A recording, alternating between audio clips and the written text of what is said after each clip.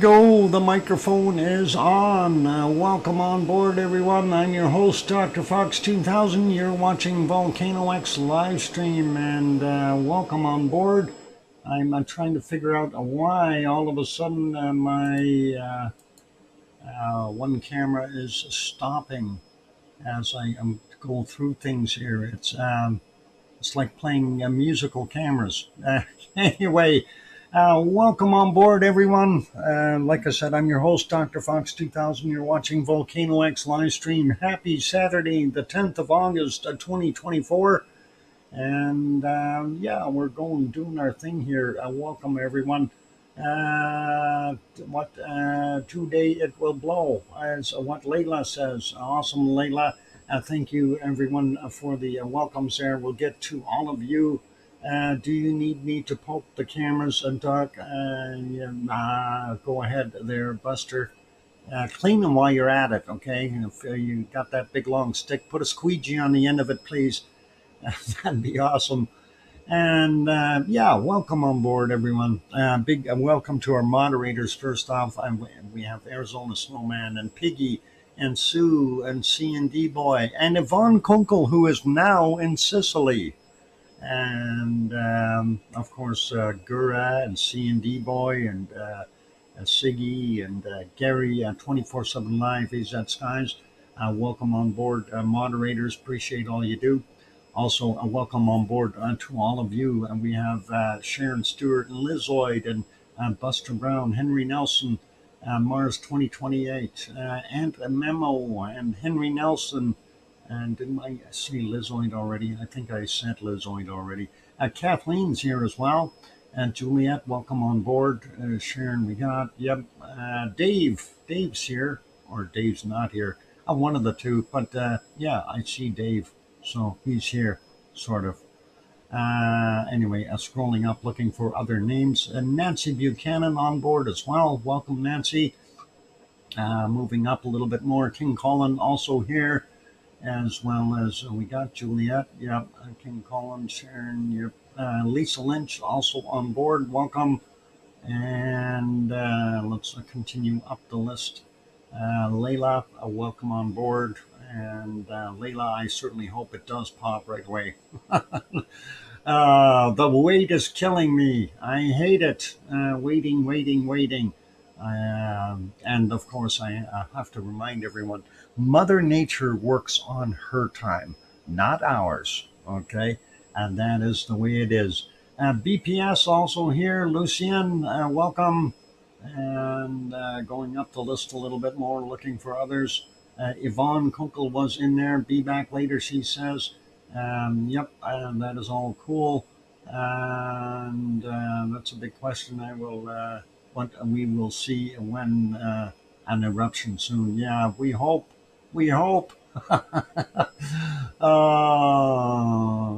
Okay, that's closing in on February's intrusion into the SWRZ at Kilauea.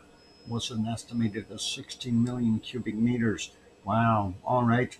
Let's see, 16 million in the tunnels, aka dikes, from what we see there, from what Yvonne posted. According to the charts, there has to be at least 53 million cubic meters in the chamber now. Wow, 53 million cubic meters. That is a lot. And whatever is in the pipe, basically coming down the road. And that will continue to grow the longer this thing holds off. I see Mr. Pillar was in earlier as well. So let's go take a look and see what we got going on. So let's see. Liz Markman Moyler also made it in. Welcome. Timothy is here. Diane also popped in. Good to see you. Did I miss anyone else here? I wanted to make sure I said hi to most of you. If I did not say hi to you, it's not by a specific purpose. I just didn't see you, like Mars 2028, who I already said hi to, right? So all good.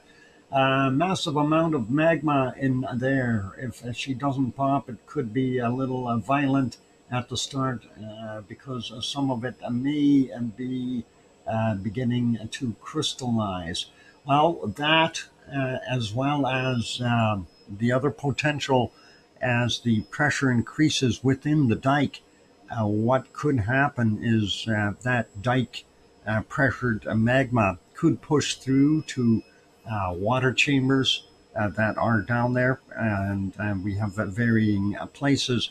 As we know, Hegefeld had some pre-magmatic explosive activity during the last eruption, so there are water pockets or reservoirs down in the ground that could get flashed to steam if hot magma hits it, and of course that'll pop it out as 1,000 times the volume of what the water is, and that expansion has to go somewhere, so that'll create massive explosions, and hopefully it's not going to do it in the wrong places if that does indeed happen. But yeah, it with the tremendous amount of magma within that chamber and the system, I think this may be a whopper of a deal, and the longer it takes, the worse it's going to get. So that's something we got to think of. I voted for an eruption on August 11th. Okay, Liz, we'll see what happens. Anyway, let's have a quick look at our harmonic tremor chart first to see what we are seeing there. And real quick, a look at Grindavik sensors here. So showing what we've got going on. We did see a general uptick in the purple color, which is our magmatic, and it kind of wavered and got up there around noonish or so, and then it dropped off a little bit near the early afternoon here. So interesting to see that. I'm surprised. I thought this would continue to go up, but we may see a rebound fairly quick. You never know. And then, of course, our seismicity, the green, we've seen a decline rather than an increase this morning before our traffic stuff came into play. And of course, and then during the time that the working trucks and stuff were close to the sensors, messing them up, we're seeing a little bit of more of a drop off here again from our seismicity. Now, hard to tell where exactly it is, but it looks like there's a patch of green right in here, so down at that 2000 line. And also we see quite a dip in our blue, so it was fairly low to begin with, and then again during the daytime when we've got all that traffic, it goes up higher and then it drops off. Now, one of the things I do have to mention, because of where they've put the new temporary roads, those are fairly close to the sensor. So that is some traffic that we're seeing in there. And that's kind of it from what I see. So I'm surprised we didn't see it in this region. Mind you, they weren't doing any berm building in this region. But that's where we're at right now. So let's leave that one. Actually, I'll refresh one more time there just to make sure I'm at the right spot. We've got about 4 hours to go before midnight in Iceland for the 10th, turning to the 11th. So that's what we got right there. Let's go to our other chart that we like to peek at. And that, of course, is the ODF chart. And let's get right there. There we are. So it had a general uptick, and just before noon, it dropped down as well. We do see a larger spike in there, so likely a couple of quakes in the vicinity. That's our purple colors, our magmatic seismicity, and did have that same drop that we noticed, and then a rebound again around late morning, around noonish, and then it dropped off again, and holding steady at about the 3,000 line. Arbitrary numbers over here, so just as a gauge to see where we're at. Tectonic, on the other hand, which is our blue, well, like I said, we've seen a couple spikes, little ones, big ones, so we'll take a look at those, and we see, everything relatively quiet, and way down here at the end, at the 2000 line, on this one. So again, kind of not showing any kind of eruptive activity right now, but we do know that the chamber is full and primed. It's a matter of time to see this thing set off. Anything can happen in the meantime. Quick look at the uplift chart, and I am going to refresh again on that one, so we are up to date 100%. And there we go. So looking at what we're seeing there for our last little bit here, the last 12 hours, we've seen it pop up a little bit, down and back up to above the previous thresholds that were met earlier. So even from a couple of days ago, it's way above already. So what is happening? Why is this thing taking so long?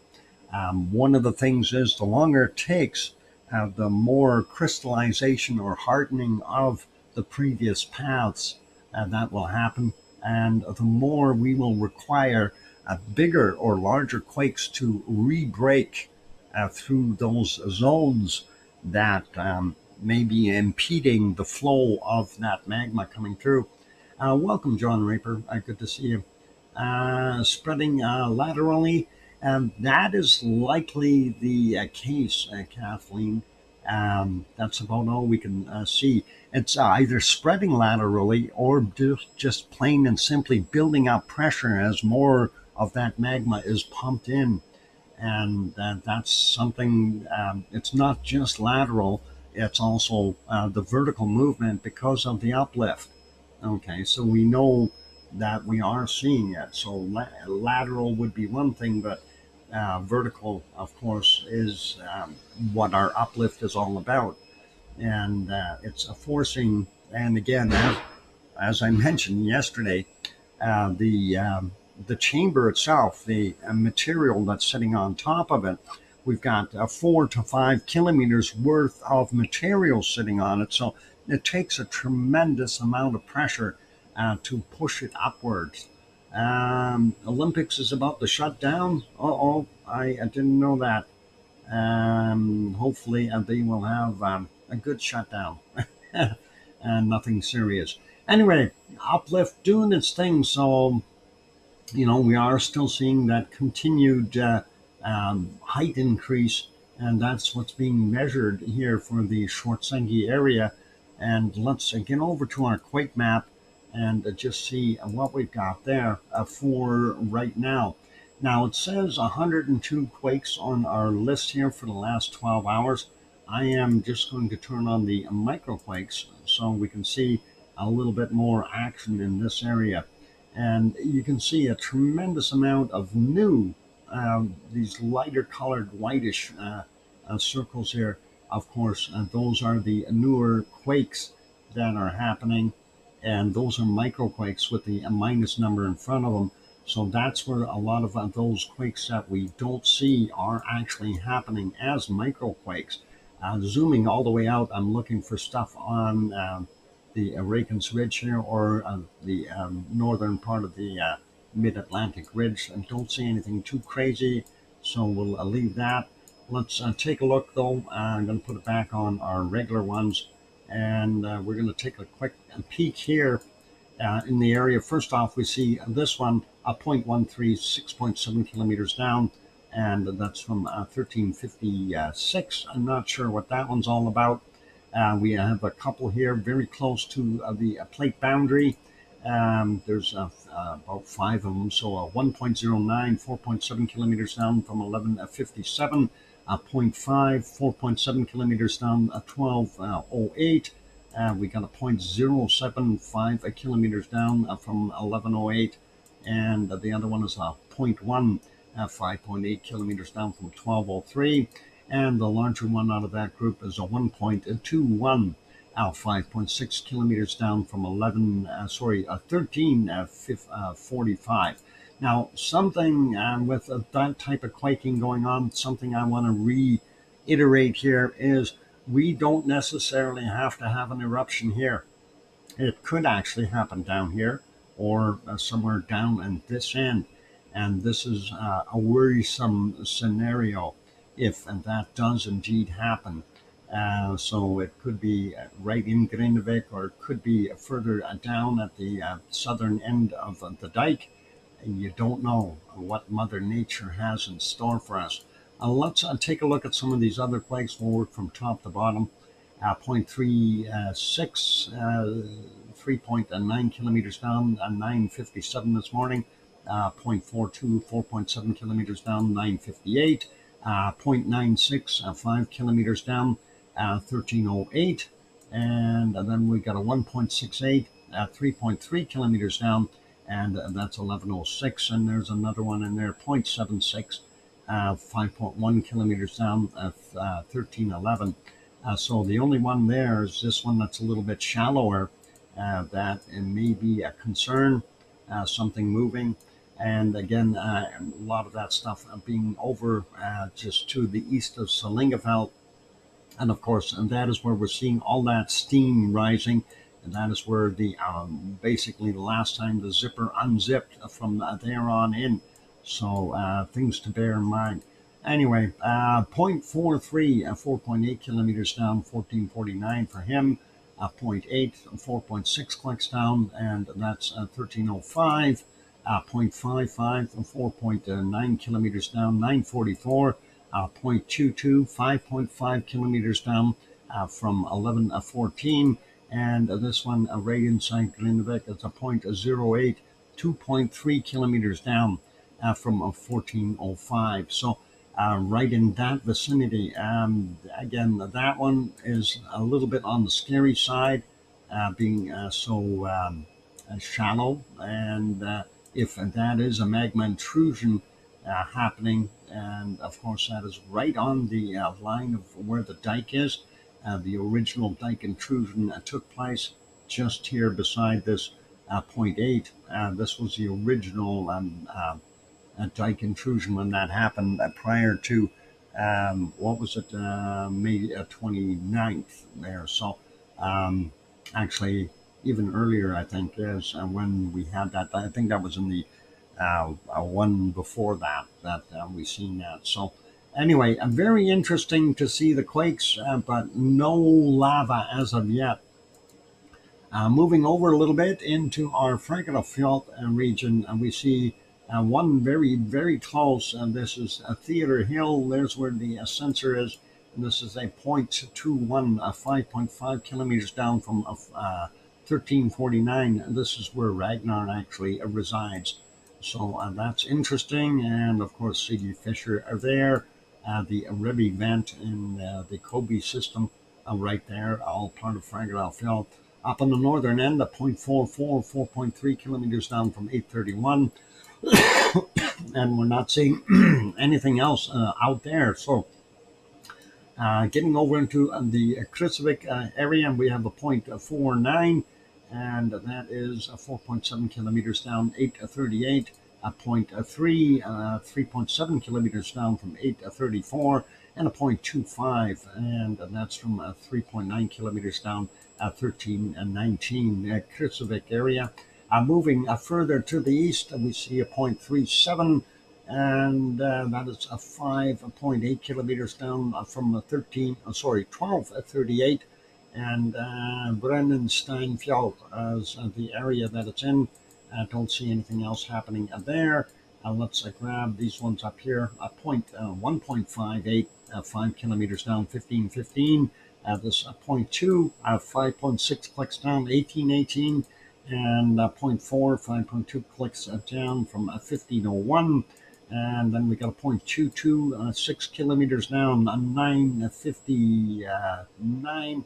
And a 0.25, 6.8 clicks down, 9:50 a.m. and a 0.82, 6.9 kilometers down from 9:42. And that gives us a little bit more of an idea. And that's all on the Reykjanes Peninsula, basically. Let's take a look at these up here. A very interesting cluster all of a sudden. And this is a little odd. Why are we getting a swarm up here? Is there something going on in this area? And boy, these names that they've got here, I'm not able to pronounce. I haven't even tried them before. So we'll leave away leave that away for now.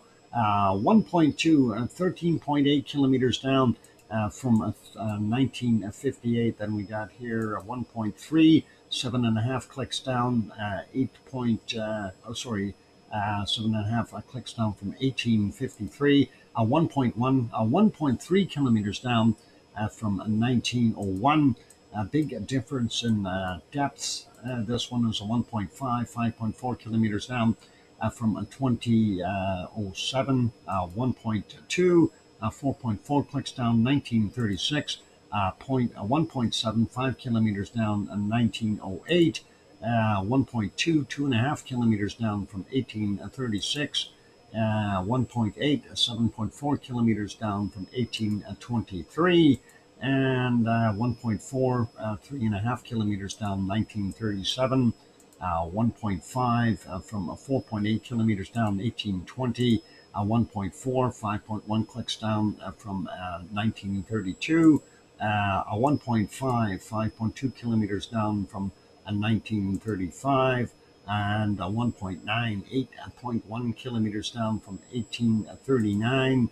And 1.8 here from 7.7 kilometers down, and that's 1906. The 1.6 at 2.7 kilometers down from 1808, and a 1.4, 1 kilometer down from 1840. What is it? 1841, and then a couple under the lake here. From a 2001, a 1.2, 5.2 kilometers down, a 1.4, 6.2 kilometers down, 1904, and from 1947, a 0.616, and that's a 5.3 kilometers down. So interesting ongoings right there, and those are both very deep and very shallow. For a couple of them. So kind of going, scratch our heads. What do we got happening? Yvonne Kunkel is in the house. Welcome, Yvonne. And how is Sicily? Is it just the way you left it? Just wondering. Or is Mount Etna just a slight bit taller? Anyway, 1.5, 17.2 kilometers down. And that's from 1227 at Heklu. It says Heklu. I thought that was Hekla. Heklu, Hekla, I guess. Well, okay. It's a new name. I am not sure. 14.5 kilometers north of Heklu. Well, Heklu. Where the Heklu is Heklu? I don't know. Anyway, typo. It's okay. It happens. That's Hekla there, by the way. And this is Eyjafjallajökull, and this is Katla. And we have 3 quakes at Katla, and 0.7, 5.9 kilometers down, 1903, 0.5, 5.2 clicks down, 1057, and this one is a 0.83, and that is 135 meters down, and that's from 1051, a likely ice movement on that last one. So very cool. And then going over here, we have out in the water a 2.2, 5.6 kilometers down from 1252. And Billy Bob Joe, welcome. And John Raper's here. Let's see. Yvonne is here, of course. Warm Etna, what? Going to Etna tomorrow. She looks different. Yep, the contours definitely changed, and that's the neat thing about it. And I hope you have a good day tomorrow when you get up there. Anyway, 1.45, 5.2 kilometers down from 1228 at Grimsvatn, and then we go up here to Barnabunga, and we got 2.12, 2 kilometers down from 1451. Moving up a little bit further, we do see a little bit of activity here at Askia, 0.2, 5.2 clicks down, and that's 1813 for that one. Very small click though. 0.3, 6.3 kilometers down, 1737, and 0.62, 4.2 kilometers down, 1139. And next one is a 0.3 surface quake, or very close to it, and that one is 135 meters down from 1346, leaving the Askia area going over towards Herdebreit, a very small quake there, and that's a 0.03, 4.4 kilometers down from 941, not 1941. And the last one on the northern side here, 0.42, 3.9 kilometers down from 1509. And that's it for quakes. And that is interesting. And I'm hoping that we will see a little bit more activity in this general region. Would be really nice. I think we might need a couple of 2.5s or higher to get the show started. So if you happen to see something of that size, it doesn't mean that that's what's going to happen. We can see this thing starting with just a couple little rumblings. We could get a couple of ones, and that may be enough rock busting to do things. But that is what we're looking at. So very cool. Thank you, Sue, for the 2-minute warning. Appreciate that. And let's get us back over. Well, yeah, actually, we can go over to Hawaii real quick. I just wanted to check that out. Let's see, Hawaii. Where did my Hawaii go? Darn it, where is my Hawaii? There it is. I found it.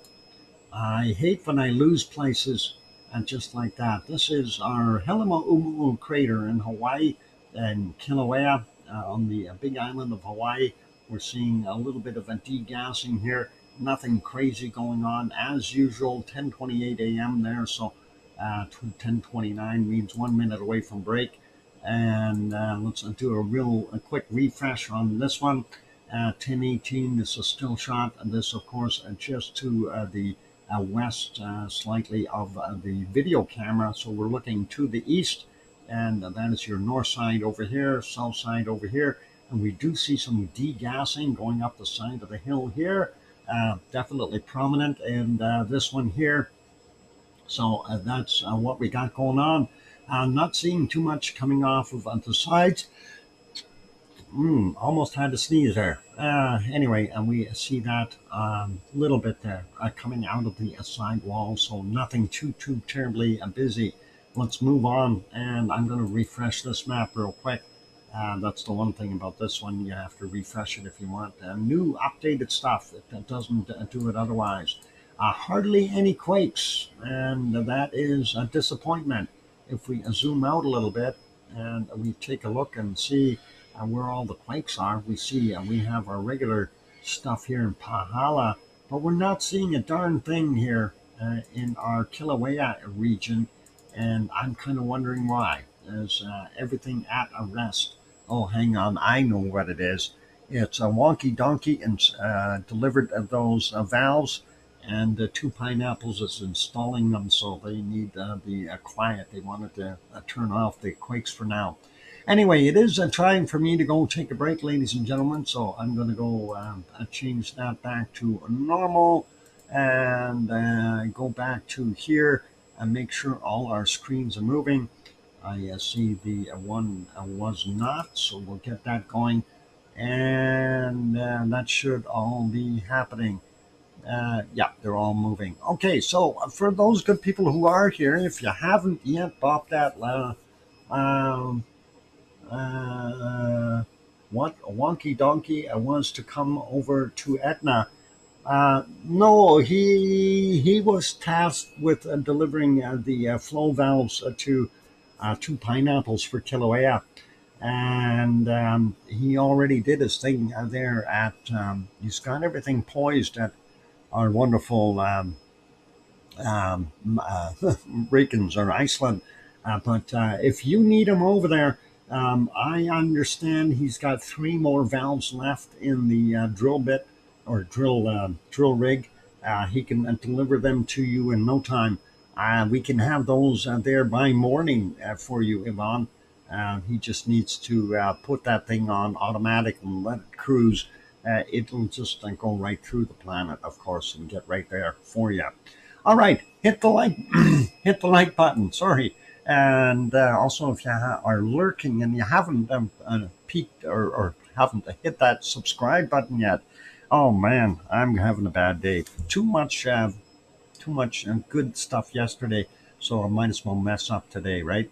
Um, did it on my way in a dock. Awesome, cool. And I'm going to go for that break. So keep smiling, everyone.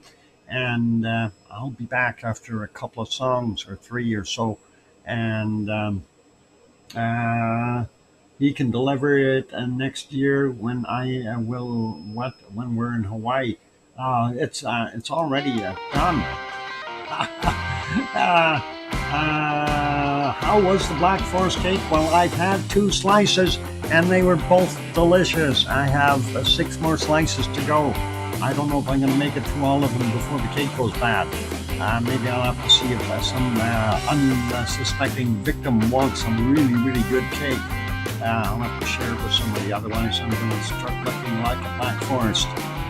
Anyway, on that friendly note, I'm your host, DrFox2000. I'll be back in a couple of minutes. Don't go away. Thanks.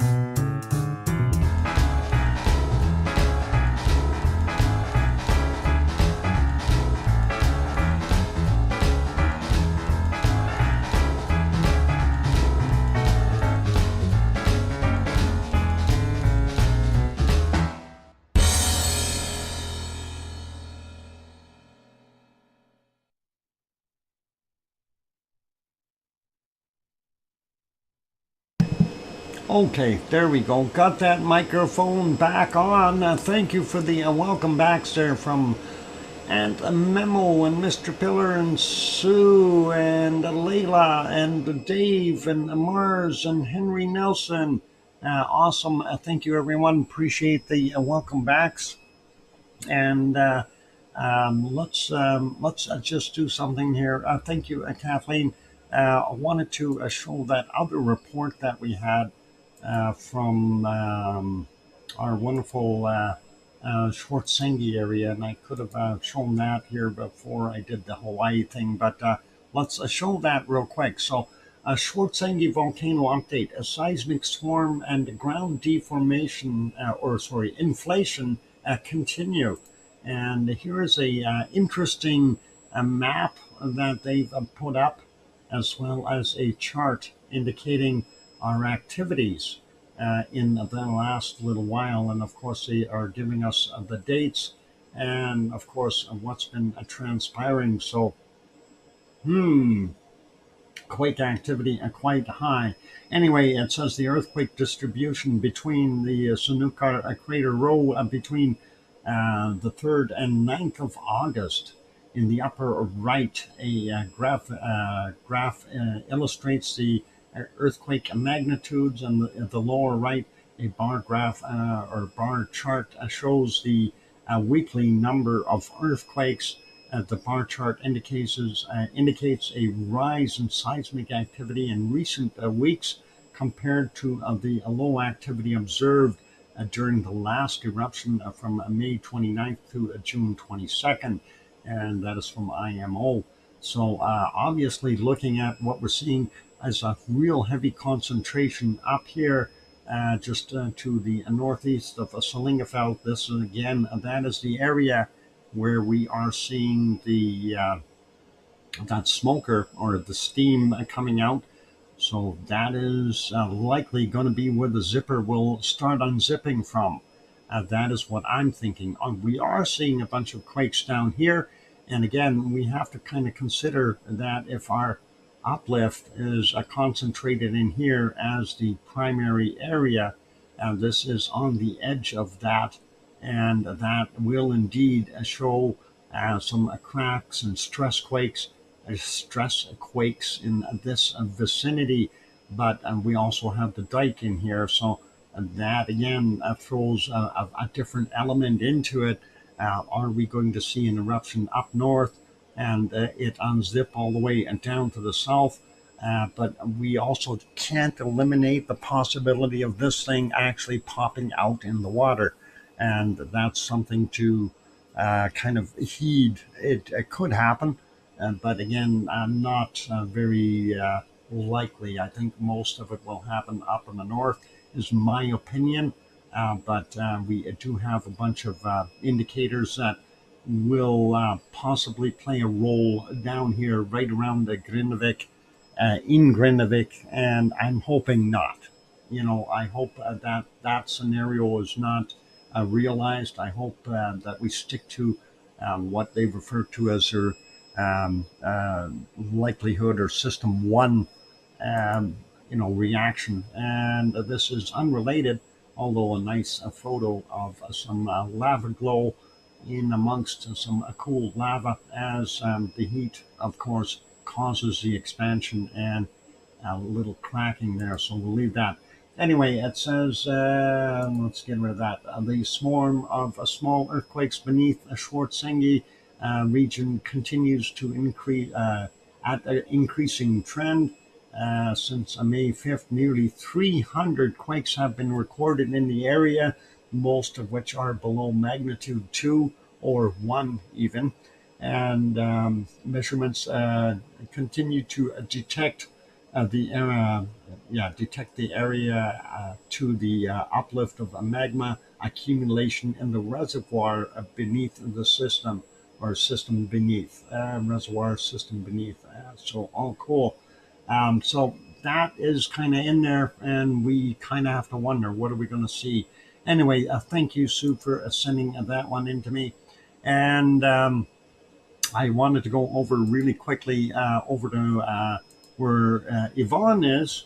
and that is over in Sicily, and we're going to make that bigger, and we're going to go back in time just to see if we can spot anything, and I think not. Horrible cloud everywhere. Let's make that one smaller. Let's try one of the other cameras. And this is a little further back.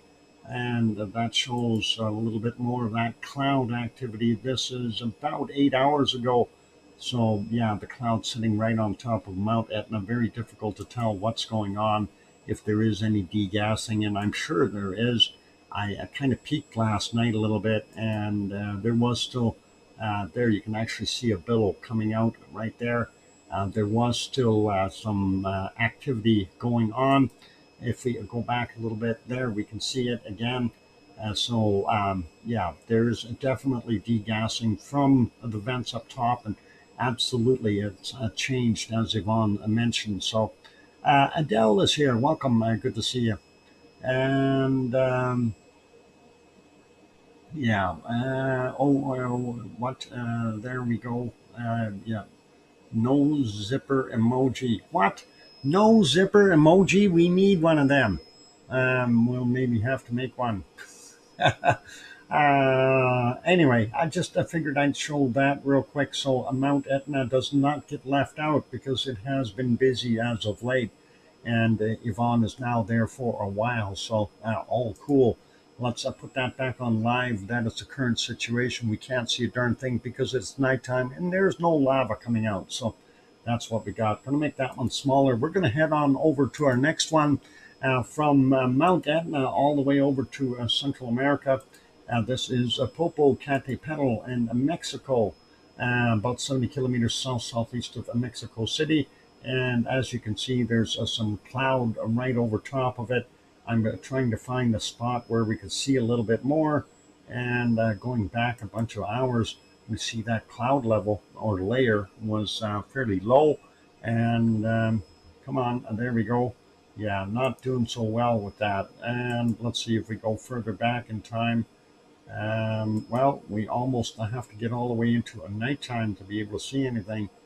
Let's see, and this one was a little bit better here. Yeah, no, it wasn't. Looking at it about here, this is 4:25 a.m. Very heavy cloud, but we do see a lightened cloud here, and I think that's glow from within the caldera. There's some active lava that is exposed and lighting up the area.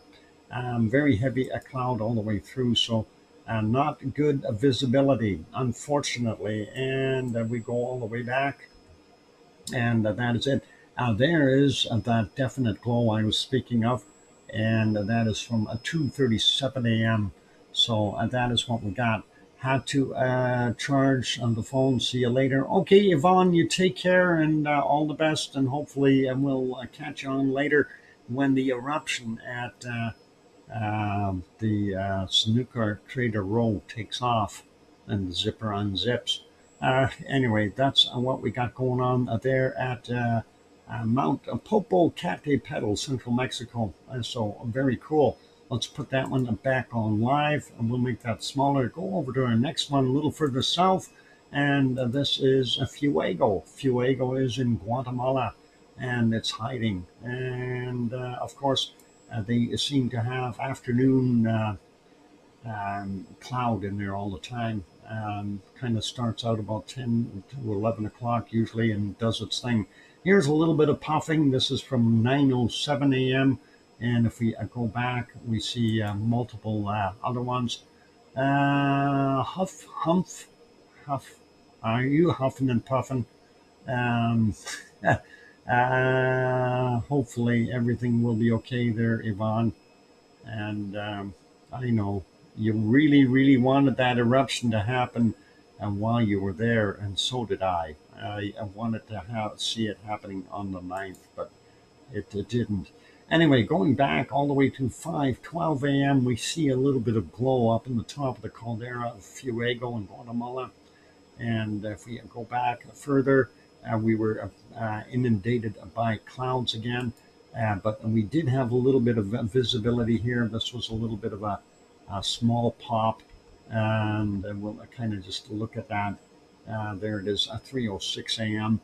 And it wasn't really anything spectacular. So, and here's another one just right after it with a little bit of a lava flow. And that is, of course, going down the side of the caldera. So, hang on, let's go back to that and see that again. Lightning storms, yes, wow.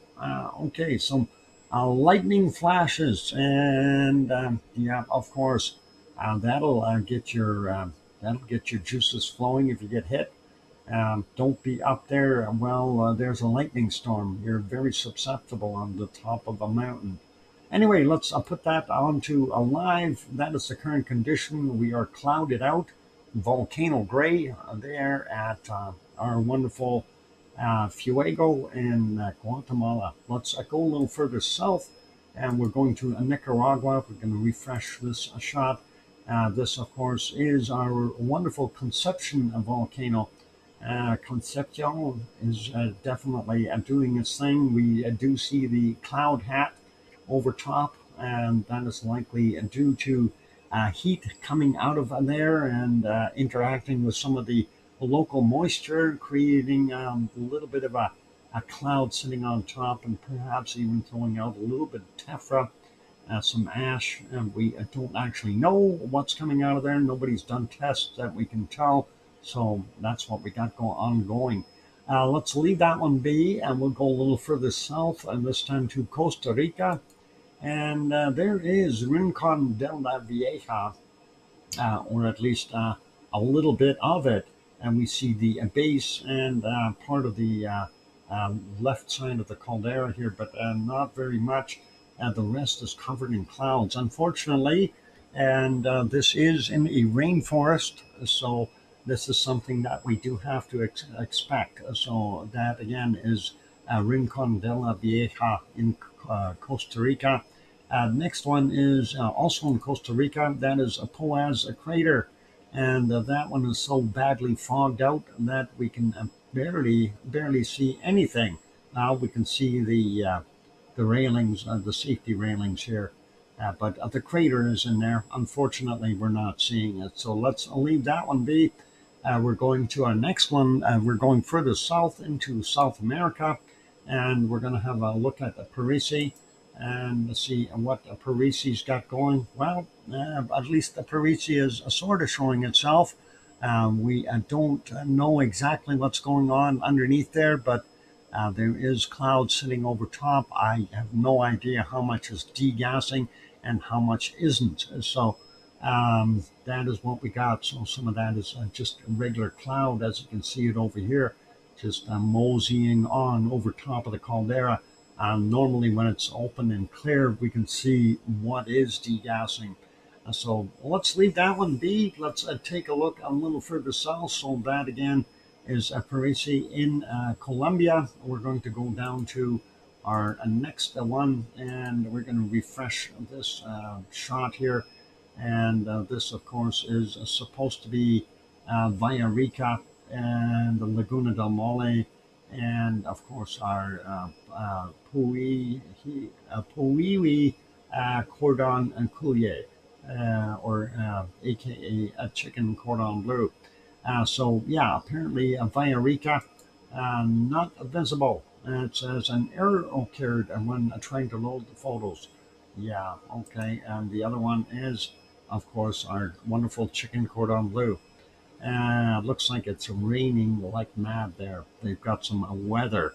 So we don't like that kind of weather. All right, let's leave that one be. And yep, let's go back and leave it there. And we'll go put it on here. Somebody's got a big bug on their screen. Hopefully that's not going to affect anything. Yeah. Anyway, let's take a look. Where are we going next? We got 5 minutes. Yep, let's do it. 5 minutes. We're going to go over to our wonderful Merapi in Central Java, Indonesia. And right now, of course, 3:55 a.m. We are seeing the red screen, and what I'm looking for is to see if there's enough clear stuff that we can see some lava flow.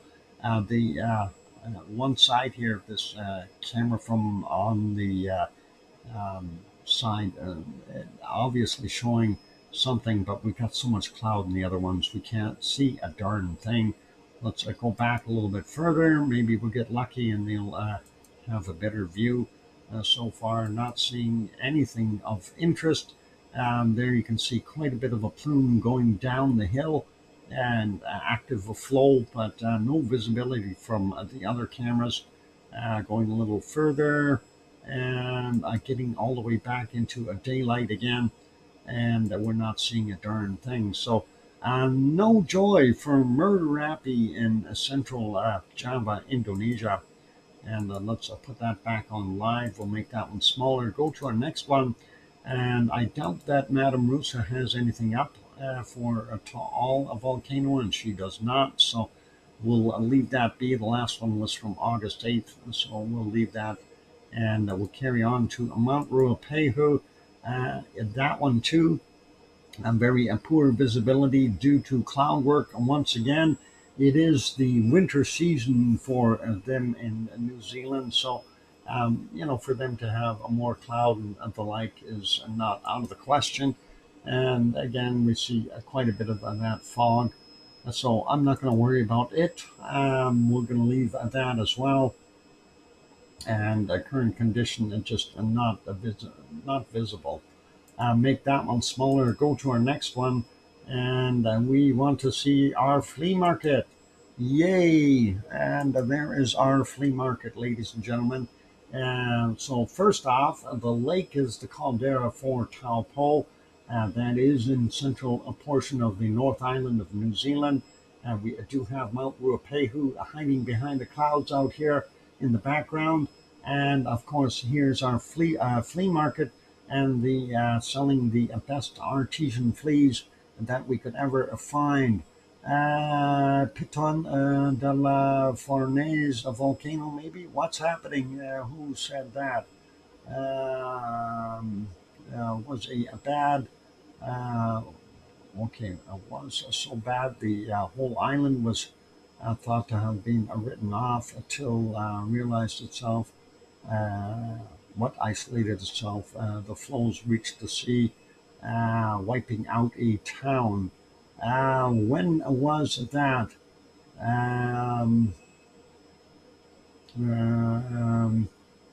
okay, we did have the one that wiped out the town, and that was in, oh boy, let me see, in Indonesia. We'll get that name.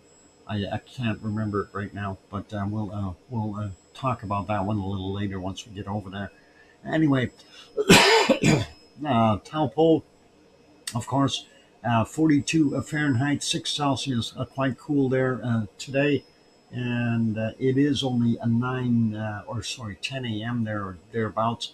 Winds coming out of the west-southwest at 1 mile per hour, 2 kilometers an hour, and a relative humidity of 80%. So a little on the cool side, and that'll keep the artesian fleas from running around doing too many tricks, but they are still good hardy animals or insects. They'll do what they need to. Anyway, that's what we got going on. So that's all good. Thank you, Sue, for, yeah, that's it. Ruang. That's the one I was thinking of. Ruang. That did wipe out the town. Fleas for sale. Neat and tidy again. Yep, it does look that way. And yeah, Ruang did wipe out the town, wiped out pretty much everything that was on the island. Those poor people had to flee to the next island over. So anyway, let's leave that be. It is a time to go for a break. I'm going to put you back over here to Iceland, and we are going to keep an eye on what's happening there, of course, while we do our other stuff. And let's see if I can get onto that screen. I want to make sure everybody's moving here. Again, all of a sudden this thing decided to play musical streams here. Everything stalls for some reason. It doesn't make sense. It really doesn't. Hey, before I go on the break, I just wanted to mention they are building up the berm. in this region. You see this berm? Of course, Schwarzenegger is over here on this side, the power station, and that's the Sunuka Crater Row. They are raising this berm by about 2 or 3 or 4 meters, maybe, and that will likely go all the way across. And maybe they're anticipating something that we don't know. Um, always better to be safe than sorry. Anyway, let's get us back here and make sure we're all ticking. And we are, so all good. I'm going to go for that break. For those good people who are here, please, if you have not yet bought that like button, give it a quick shot. Also, if you're lurking, peeking on in, and you haven't subscribed yet, consider subscribing and help us out and grow the channel. And on that note, yeah, we're going to have bacon seeds after the break, and I'm going to sneeze. Maybe I'm going to go take that break so I can sneeze in peace. Here's here's some songs, music while I'm gone. Hit the like button. I'll be back. Thanks.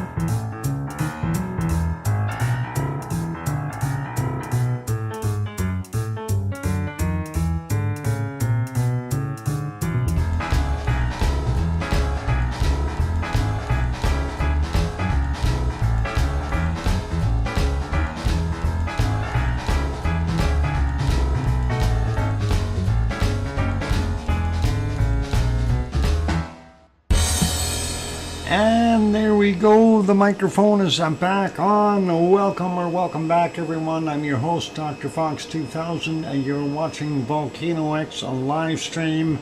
And thank you for the welcome backs there from Aunt Memo and Sue Hayes and John Raper and Henry Nelson and Dave and Mars and Sophie.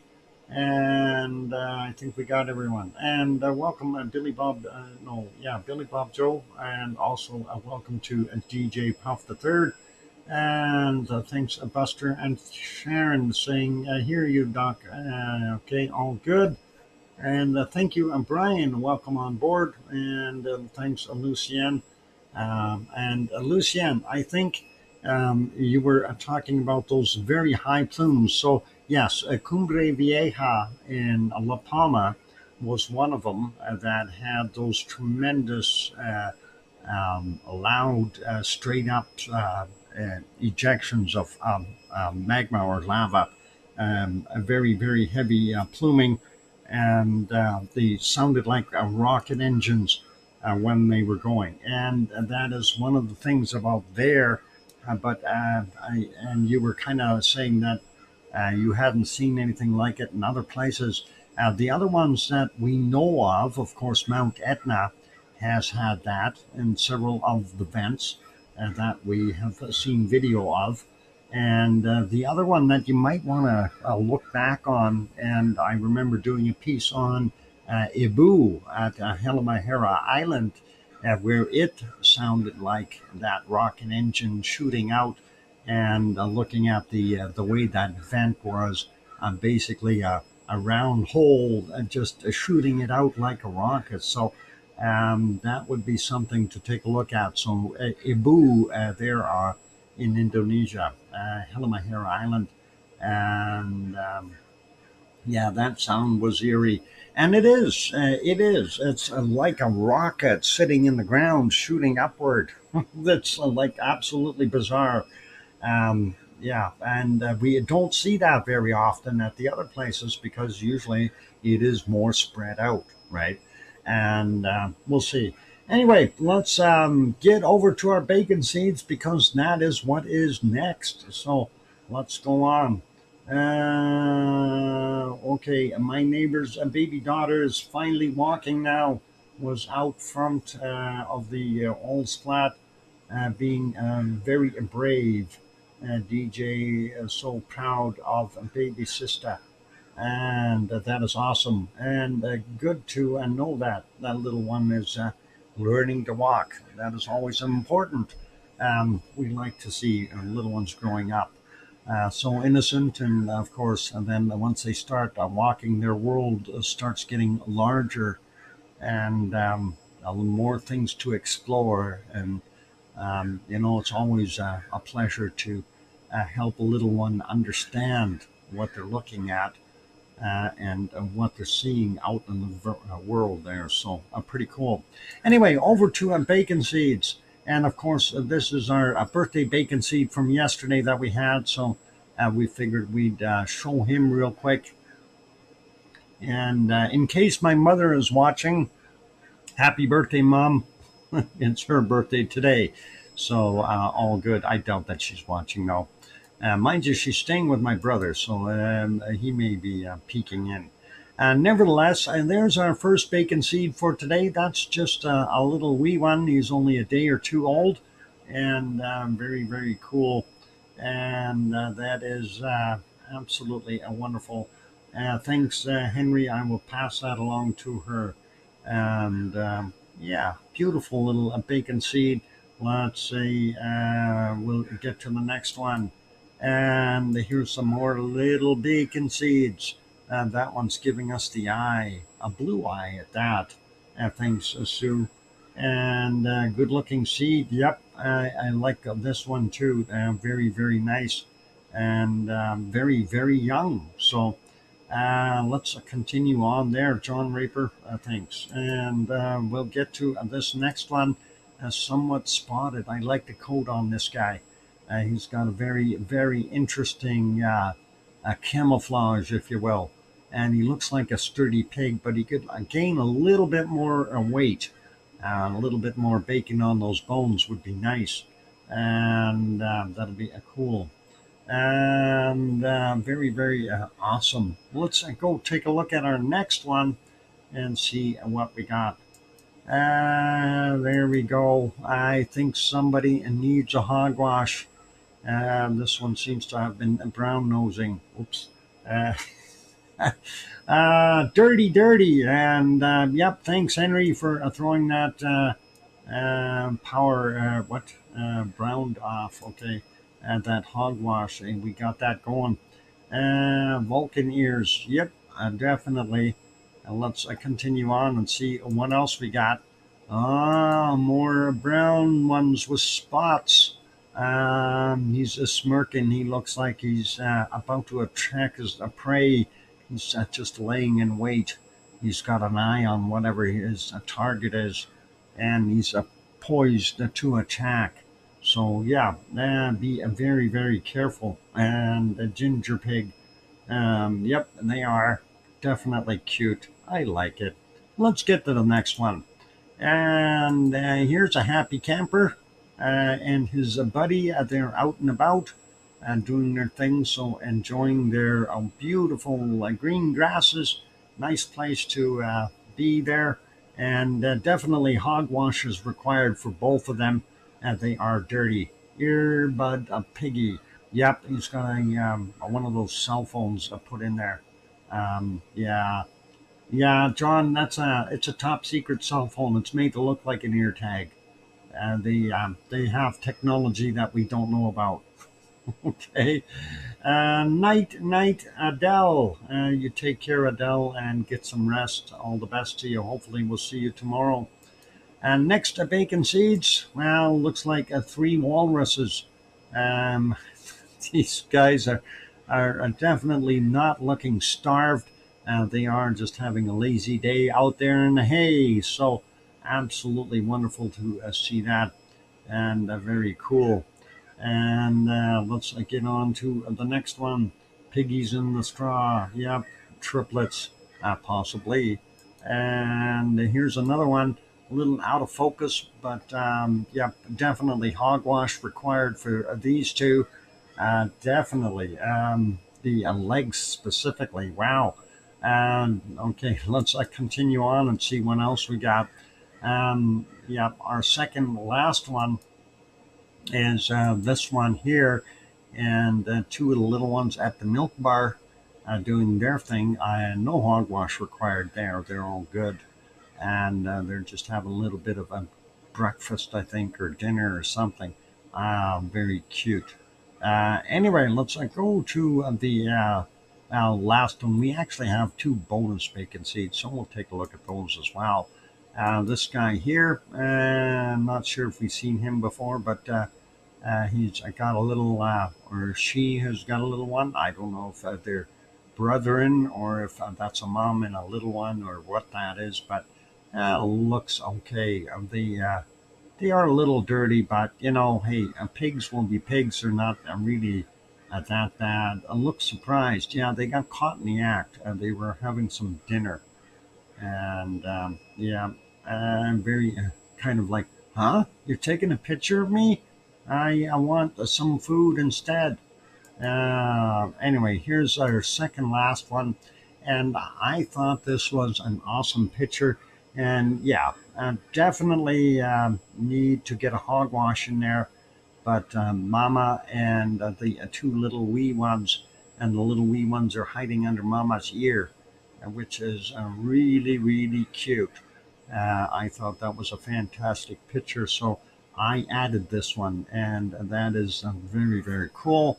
And then we got one more bonus bacon seed for today, and that is this one. And since we are on the stream of brown bacon seeds or gingers, I figured I'd throw an extra ginger one in here, and that one is a cutie. Very, very young and looking pretty good. So tiny, yep, you bet. And yeah, I like that. Bushcraft Bear was doing the La Palma stuff, or Watch and Dogs Archives. Yep, And that's the place to take a look. You would see in I do believe I've got some just specific videos under because I've got the two different playlists, the live streams, and then there's the volcanic activity, and maybe under the volcanic activity that you could find some of those La Palma clips. So you might want to have a look there. Anyway, looking pretty good there for those bacon seeds. A big thank you to Piggy for sending in the bacon seeds for today. Really appreciate it there, Piggy, and that's all cool. And thanks again for sending them in every day. Very awesome. All right, let's get over to our next port of call. We've kind of done the other ones. We finished off with Merapi and New Zealand and that area. So let's go over to Japan and we'll see what we got happening in Japan. I do see the ice cream boat is in. So, and one of them just left. So you can get the ice cream from the second ice cream boat, which is still there. So one ice cream boat there, and the second one leaving. Pepsi time in 5 minutes. Awesome. Thank you, Sue. So, yep, in the background, we have our wonderful Sakurajima. It is visible. It's early in the morning, 6:25 a.m. there. Let's take a look at the Sakurajima in a little different light. Looks like a little puff came out, and yeah, a little bit of a hazy stuff. And Sue is on her way to go get the ice cream. DJ's running down there too. They'll be able to help each other bring back more ice cream. I wanted to just go back a little bit and see if there was any higher puffing going on here at Sakurajima. And of course, we have to try to find that in the darkness of the night. It's not always so easy. We do see some stars, so upper layers are good of the atmosphere, but down on the bottom here, we got some low level fog. And because of their warmer temperatures as of late, that's not a surprise that we have, it's quite warm there. So it's not a surprise to see the fog in the mornings. Looking at a little bit of a plume coming out of there, but I don't see anything major. Just scanning across it here, just looking for more stuff, and really nothing crazy or wild flying out of there. So looks like maybe relatively quiet for the nighttime for our wonderful Sakurajima. And there you can see a little bit of a plume. This was at 7:52 p.m. there yesterday for them. In the future for us. So yeah, let's leave that as that, and we'll put that back on live. There it is there, Sakurajima in southern Japan, just across from Kagoshima. And let's go to our next one. This is Aso. Aso, of course, about 200 kilometers north of that area. And if we go back in time a little bit, we do see some degassing from Aso, and nighttime stuff, we see that as well. Aso, of course, is a super volcano, and that's 19 kilometers by 25 kilometers in size. And I'm looking for lava glow here as I'm popping back in time. Anyway, it's a very large system, and the only active vent is the one that was degassing. And as far as we can tell, that's the only spot it will erupt. And everyone refers to that as Aso by itself, but truly it is not. And this was from yesterday, and that's what we were seeing. So this is just a vent within the Aso system. Let's leave it there. That is back to live. We see it pluming up very nicely, but not at a very high rate. So SO2 levels may be down a bit, but then again, it's hard to see the SO2 when we see that going across there like that. So makes a guy wonder. Anyway, let's go here, and this is, of course, our next one. This is Asama Volcano. Asama is, thank you for the lava cherry there, Sue. Asama is about 100 kilometers west-northwest of Tokyo, and we do see some degassing happening there. Let's go back a little bit in time. I think, yeah, more degassing there. You can see a little bit of a cloud. Now we're getting to a nighttime, and very hard to tell, but there's a little bit right there. If we go further back, and let's see, yeah, again, it gets really grainy, but we do see a little bit of a plume there. Even further back, we see again a little bit of a plume, so not so great. And we know that yesterday we were seeing that, so that's at 7:15 p.m. That plume being lit up by the sunlight that's still above the mountains there. So that's what we had from our wonderful Asama volcano there in Japan, about 100 kilometers west and northwest of Tokyo. Let's make sure the other ones are all small again, and then we'll get back out of here.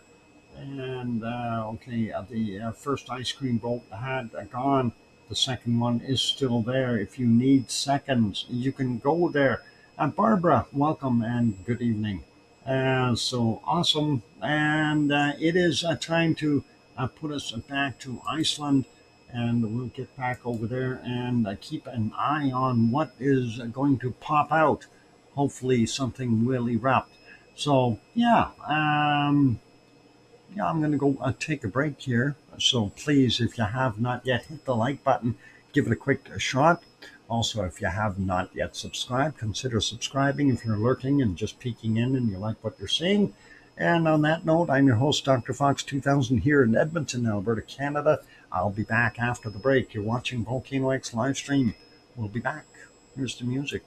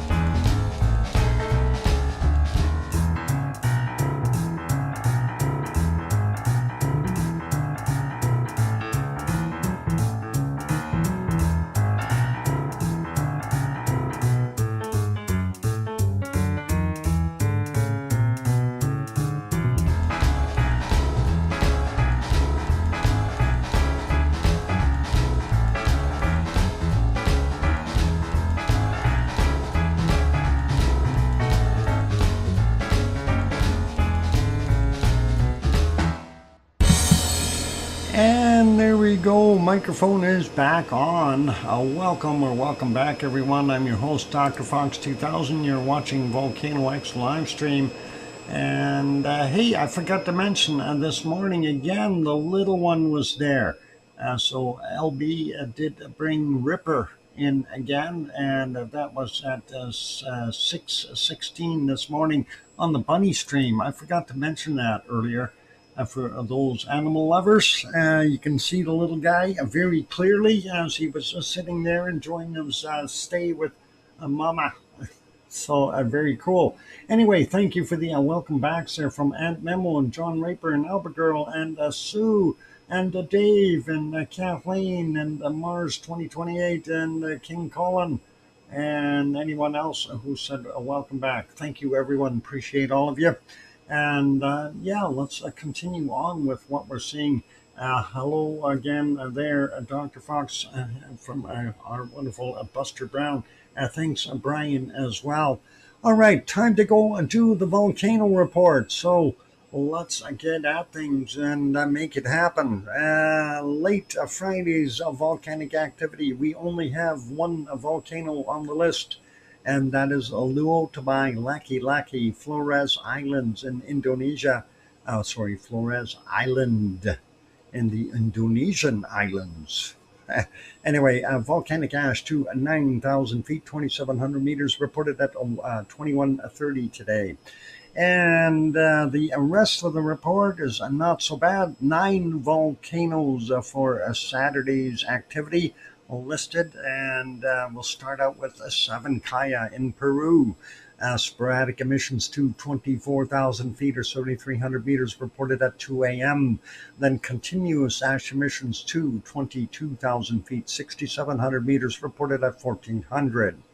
Next volcano is Semeru, East Java in Indonesia. Volcanic eruption detected by a ground seismic reported at 2 a.m., at 8:45 a.m. and again at 2:45 p.m. or 14:45. So volcanic eruption detected by ground seismic. So that is what they got listed. Anyway, next volcano is Luotobai Laki again, Flores Island in Indonesia. Volcanic ash to 9,000 feet, 2,700 meters, reported at 3:45 a.m. And then volcanic ash observed to 11,000 feet or 3,400 meters, reported at 15:15. Next is Suwanoshijima in Japan. Volcanic ash was not identifiable in satellite imagery, reported at 6 a.m. and then exploded to 4,000 feet or 1,200 meters, reported at 12:30. And again, it's that translation thing. They mean erupted, not exploded. But hey, it is what it is. And next is Ibu, Halmahera Island, Indonesia. Eruption reported at 6:30 this morning. And then another eruption report, eruption to 8,000 feet or 2,400 meters, reported at 18:30. Dakono, Halmahera Island, Ibu's neighbor there in Indonesia. Volcanic ash to 8,000 feet or 2,400 meters reported at 7 a.m. and at 1700 or 5 p.m. And then we have Fuego in Guatemala. New volcanic ash emissions to 15,000 feet or 4,600 meters reported at 9:30. And the Schwarzenegger volcano update, we already had a look at that, so thank you, Sue, for that one. And that was from 12:04. And the last one on the list is White Isle Volcano, New Zealand, a continuous low-level eruption with thin cloud to 5,000 feet or 1,500 meters, reported at 18:45. So a White Isle volcano definitely doing some eruptive activity. Very cool. Thank you, Sue, for sending in this report. As always, I really do appreciate it, and we all do. And always a pleasure to be able to go through these reports and see what's happening around the world. So all good with that. Let's carry on And I think we are going to go over to earthquakes next. So let's volcano reports, then earthquakes is what we want, I think. Let me see if I can zoom out of there and see what we got going on our earthquakes. And there we go, over to the earthquake map. Typically, we zoom in on the Kamchatka Peninsula first, but let's grab this one here. It's a 6.5. And again, you take a look at where it is, right along that plate boundary. And that's the Eurasian plate and North American plate. So something happening there. That 6.5 is sizable. And that is Dolinsk, Russia, 150 kilometers east of that anyway. Out in the water in the Sea of Okhotsk. I know I didn't say it right. Just checking for tsunamis. No tsunami for warnings, advisories, or watch or threat. So that is all good. But that is where that one is located, and it is sizable. So 6.5, definitely a big quake. Nothing on the Kamchatka Aleutian Islands. We only see a 1 here, and it's a 3.8 near what is it? Akhiok, Alaska. Akhiok, if I said it right. Anyway, that's from 1:23 a.m., 4.7 kilometers down for that one. 3.8, yeah, not very big. So let's go and look at the rest of North America. I zoom out just to check the top here. Don't see anything else wild going on. And looking at our west coast, we have our standard stuff on the San Andreas and there within the California areas. Also our stuff there in Texas, which may be man-made. I'm not going to get into that too much, but that is definitely happening there. Largest one here is 28 kilometers southwest of Garden City, 3.5 on the list there. From 7:34 today. What is it? 9.7 kilometers down. Also seeing a little bit more activity here in Oklahoma. This one is 2.3, and that's 9 kilometers east of Nash, Oklahoma, wherever that is. 15:32 was the time. That's yesterday, so that's really not that new. So we'll leave that one be. Sliding down a little further south, we do see this one, and that is El Salvador, a 4.3 from what is it, a 1306 today, and 67.4 kilometers down. We got one out here in the Virgin Islands or Puerto Rico area, 3.2, 4:58 a.m., 25.2 clicks down, and then our usual stuff in Puerto Rico. That's always shaking there. Nothing else in Central America, and nothing in Colombia, Peru, and those areas. We get down here, and this one is actually in Argentina or close to it. It's a 4.2 from 3:50 a.m., 164.9 kilometers down. I don't see anything else there in Chile or that area. Nothing in the South Sandwich Islands. Zooming out a little bit, taking a look at our Antarctic rise. And we do have one quake on there, and that is actually on the fault line here, Macquarie Island, and that is from 1:59 at 10 kilometers down for that magnitude 5. So obviously something is moving a little bit. The North American plate maybe, or the Eurasian plate, or well, the Indo plate. I don't know. I think North America might be shifting. Anyway, looking at nothing new there, over a 4 in New Zealand, and the Kermadec Island region is nothing showing there. We do have one in Tonga, 4.9 from 1:09 a.m., 10 kilometers down. This one is what, Fiji or Wallis and Fortuna. From yesterday at 22:46, 403.2 kilometers down. And Loyalty Island region, there, a 5.2 from 8:34 at 10 kilometers down for that guy. And nothing else in Vanuatu, nothing in the Solomons, and nothing in Papua New Guinea. And looking at Indonesia, We see this one up in the north there. That's actually Philippines already, 4.8. Yesterday's at 23.14. I'm surprised we're not seeing more quakes here, but glad that that is minimized. That is 95.3 kilometers down. Continuing on along here in Indonesia, that's our wonderful Java. There's Bali, and this is Sumatra, of course. And Sumatra, to the west of it, we had a 4.5 from 1403 and 71.7 kilometers down for that. Zooming back out and looking at the rest of the fault going up and including the other fault into Myanmar, we don't see anything else there. And the only other one here in the Philippines is this one, a 4.8, and that's a little a ways out in the water. Happened at 31 minutes after midnight our time, 10 kilometers down for him. And nothing in Taiwan, nothing out here in Guam or the Marianas, and nothing else in Japan. I thought this might turn into more, but I'm glad it's not. And of course, we've already looked at that 6.5 at Dolinsk, Russia, and that was yesterday's at 21:28. So we'll leave him be. Now, moving over, we see a little bit of activity here in China, 4.1. Kuhua, China, if I said it right, on 9:16 a.m., 16.3 kilometers down for him. And this one is in, Kyrgyzstan.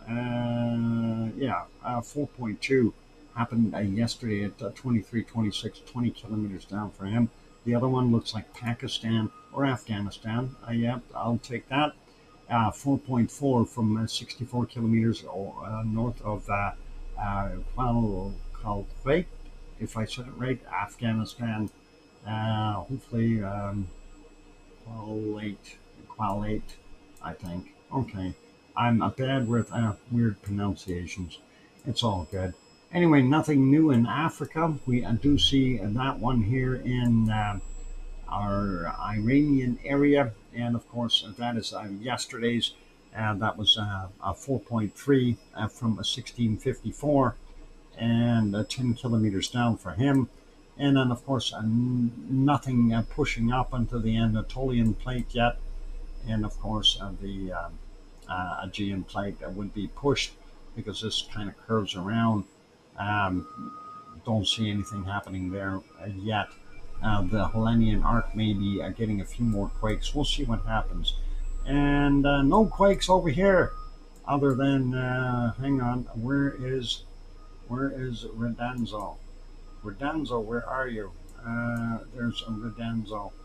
Oh, let's see on satellite if we can spot Yvonne. I don't know where she is, but she's got to be around here somewhere. If we see a quake here, it's probably Yvonne dropping her beer. Oh, I'm kidding. I have no idea. I'm just joking around. Yvonne is a wonderful person, and she does like her stuff, though. So all good. Let's go over to Hawaii and see what little action we have. And as kind of looked at earlier there, we don't have a heck of a lot going on there. Mauna Loa's got a couple, and it's a 2.1 from 1:08 a.m. and that's 600 meters above sea level, and that means it's still got a couple kilometers to get to the top of Mauna Loa if I wanted to do that. But definitely in there. The other one over in the kind of central region here of the island, it's a 1.7 also on Mauna Loa, and that's from 14:30. Take 4 hours off to get to Hawaii time in the summertime. In winter, it's only 3 hours, a difference from ours. Anyway, 2.5 kilometers below sea level for him. And this one is a 1.8 from 12:55 and 2.7 kilometers down for that. And let's just grab the one and only quake visible here. And that is relatively new. That's a 2.0 from 3:28 this morning. 1.5 kilometers below sea level. That's on the USGS map. This is Kilauea, and not a heck of a lot going on there. Let's zoom back out a little bit, and we're going to grab these other ones. We have a 2.2 here, 33 minutes after midnight, 5.1 kilometers down. And we'll get this group in here. 1.8 from 626, 2.2 from 1904, 2.1 from 1305, and this is a 1.8 from 1006, and a 1.8 from 748, and then this one 2.4 from 614, 2.0 from 3:44 a.m. And then out in the water here we have a 2.1 from 1745 yesterday, and this guy here is a 1.9, also yesterday's at 1652. Take 4 hours off of that time again, and that'll give you Hawaii time if you are interested.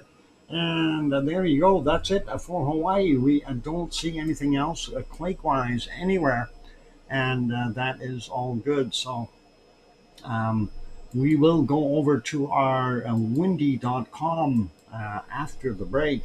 Well, we'll go there now, but we'll do that after the break, though. So I bring up windy.com, and I bring out the more layers, and I slide down here. If you wish to do that, and you can do that on your own, and bring up the SO2 map, and then we will close that and zoom out so we can see what's going on, so we can have a quick look. Lots of stuff, this stray material again, pluming out of wherever it's coming from down in the southern hemisphere. Really hard to tell. And of course we have our standard stuff there in Russia, the Russian peninsula. I'm looking at this, so up here in Russia, are they doing something up here, or do they have some fires going or something? This looks localized. Are they doing something there that has created a plume of some sort? It really makes me wonder. Anyway, we'll go and peruse this after the break, ladies and gentlemen. So I am going to go do my thing. Later, Liz, is Liz leaving? Be back tomorrow. Liz Markman Moyler, take care. Have a wonderful night. And we are definitely going to continue keeping an eye on what's happening there in Iceland. So we're going to go for a break now. And I want to make sure I got all my screens moving. And I do believe they are all ticking. So all good. All right. Keep an eye on the steam coming out of the, you see the top two pictures there. You see that the same area from two slightly different angles. That steam does look a little heavier today, and that could be the potential start of the eruption that we see, at least in that area. Nothing guaranteed, of course, but that is a place to keep your eyes peeled. On those friendly notes, though, please, if you have not yet hit that like button, consider doing that. Also, if you have not yet subscribed to the channel, consider subscribing if you feel what we're doing is worthy. And on that friendly note, I'm your host, DrFox2000. I'm going to go take a break. Don't go away. More to come after the break. We'll have SO2 and then the weather. Since we love weather, right? We like weather. Here's music. I'll be back.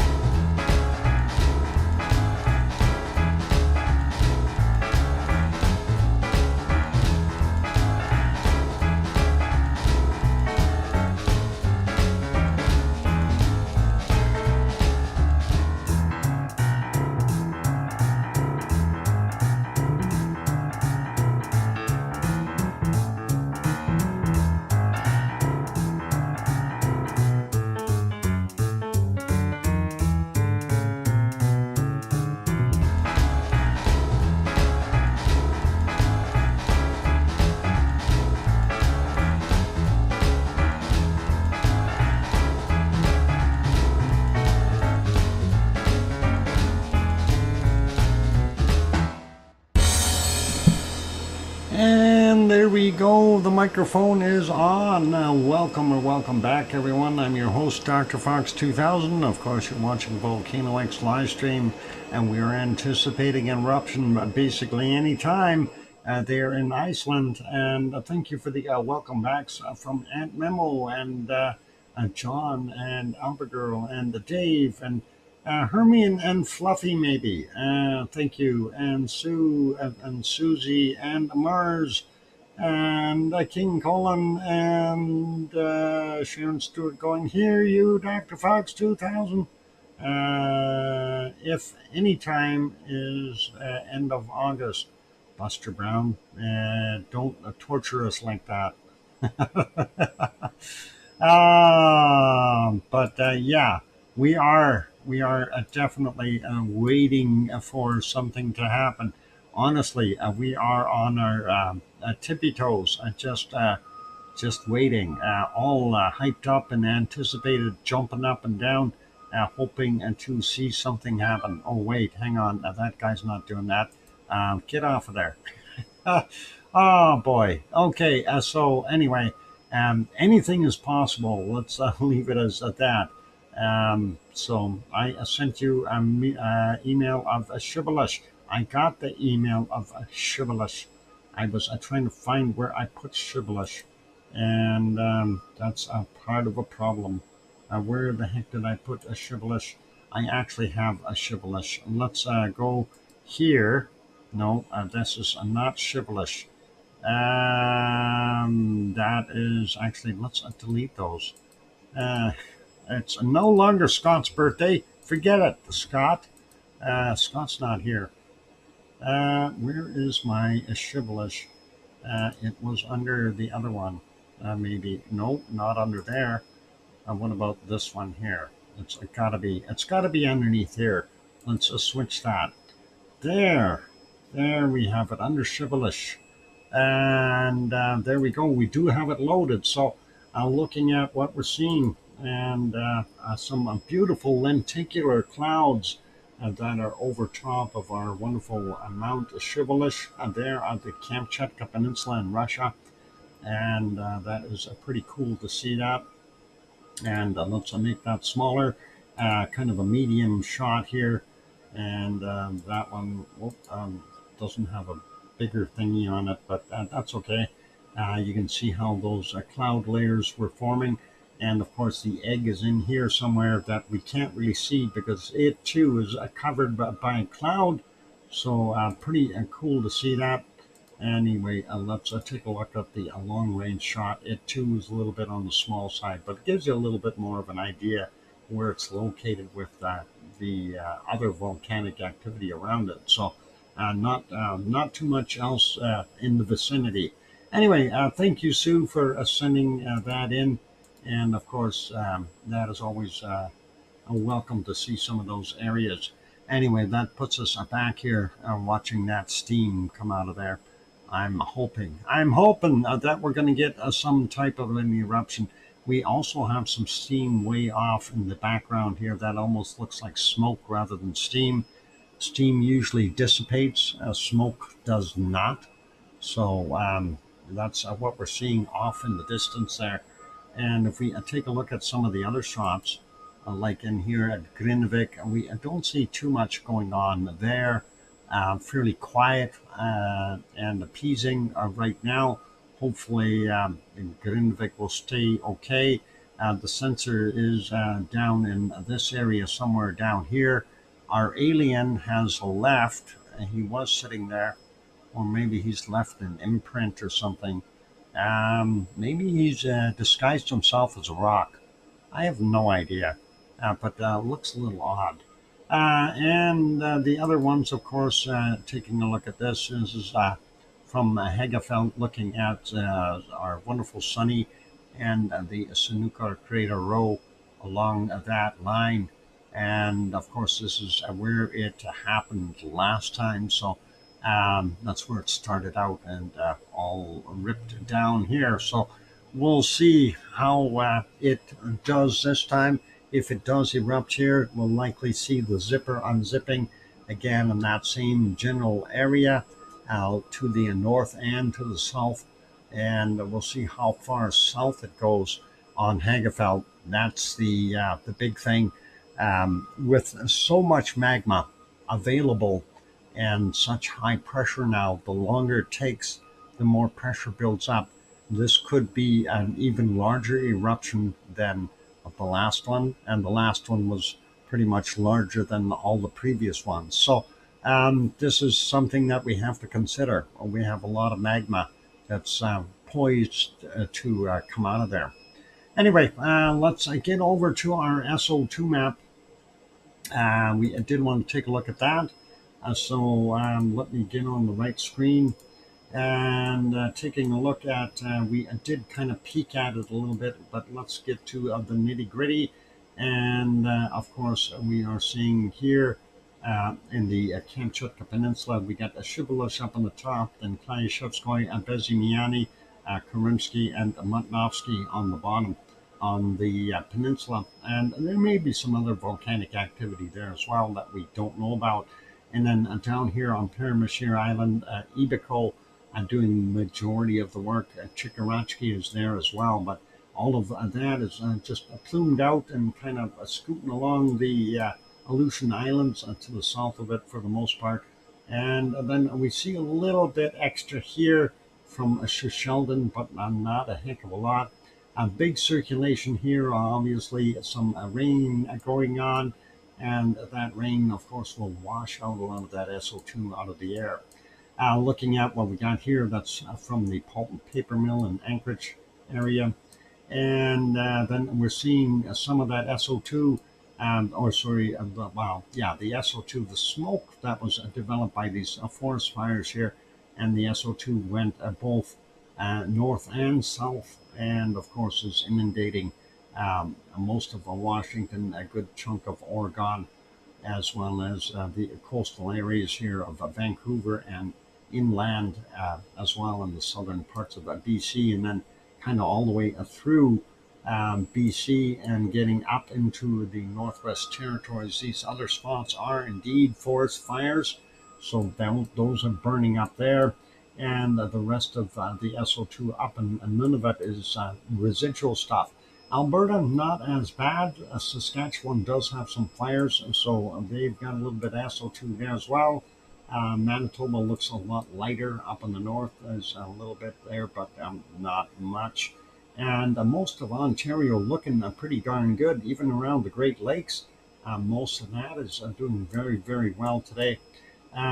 Quebec, Labrador, Newfoundland, Nova Scotia, PEI, New Brunswick, Maine, Vermont, New Hampshire, and most of New York, all doing very well.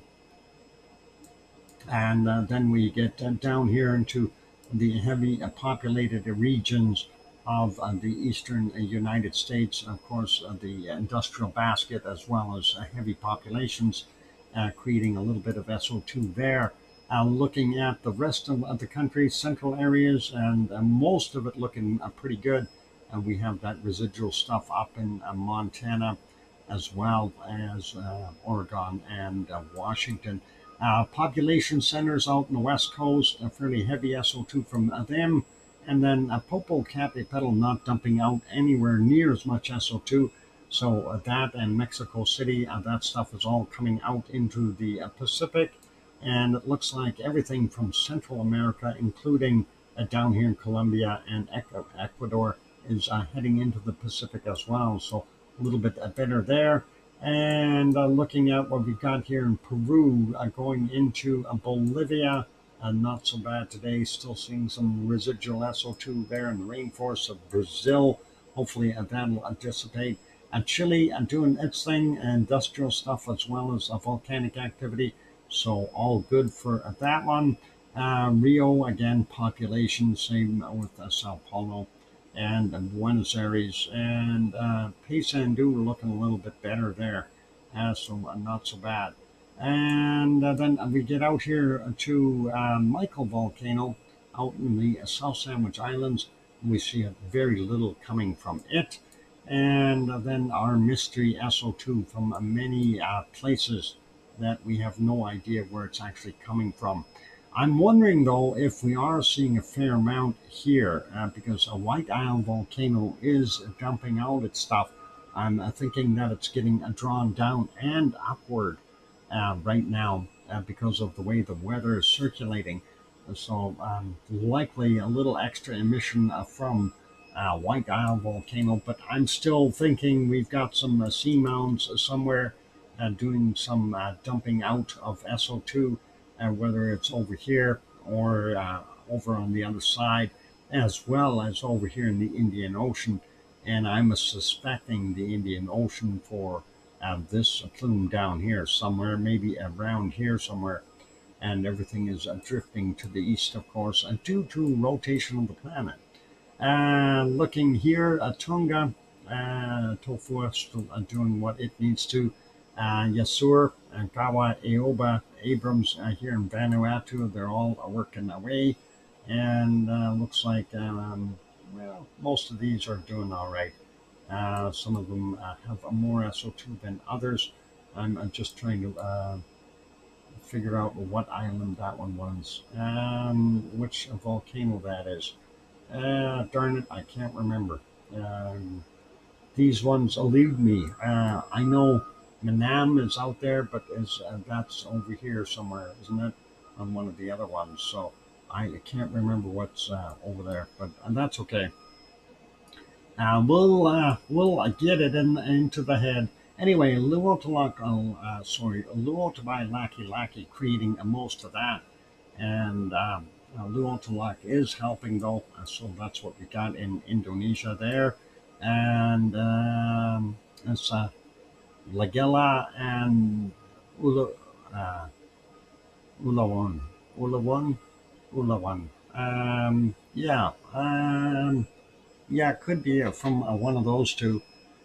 So anyway, this one here from Semiru, we can see that heading up to the north. Hard to tell what's actually coming from Merapi, and we don't know what else is coming up there. It looks like maybe Slamet has got a little bit of SO2 and getting some from here as well. Funny bunnies were so cute and adorable. Yep, they are. Did you, Susie, did you see him jumping into the water bowl?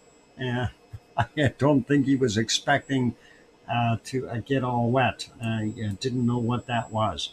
But I'm glad he did. It was hilarious to see that.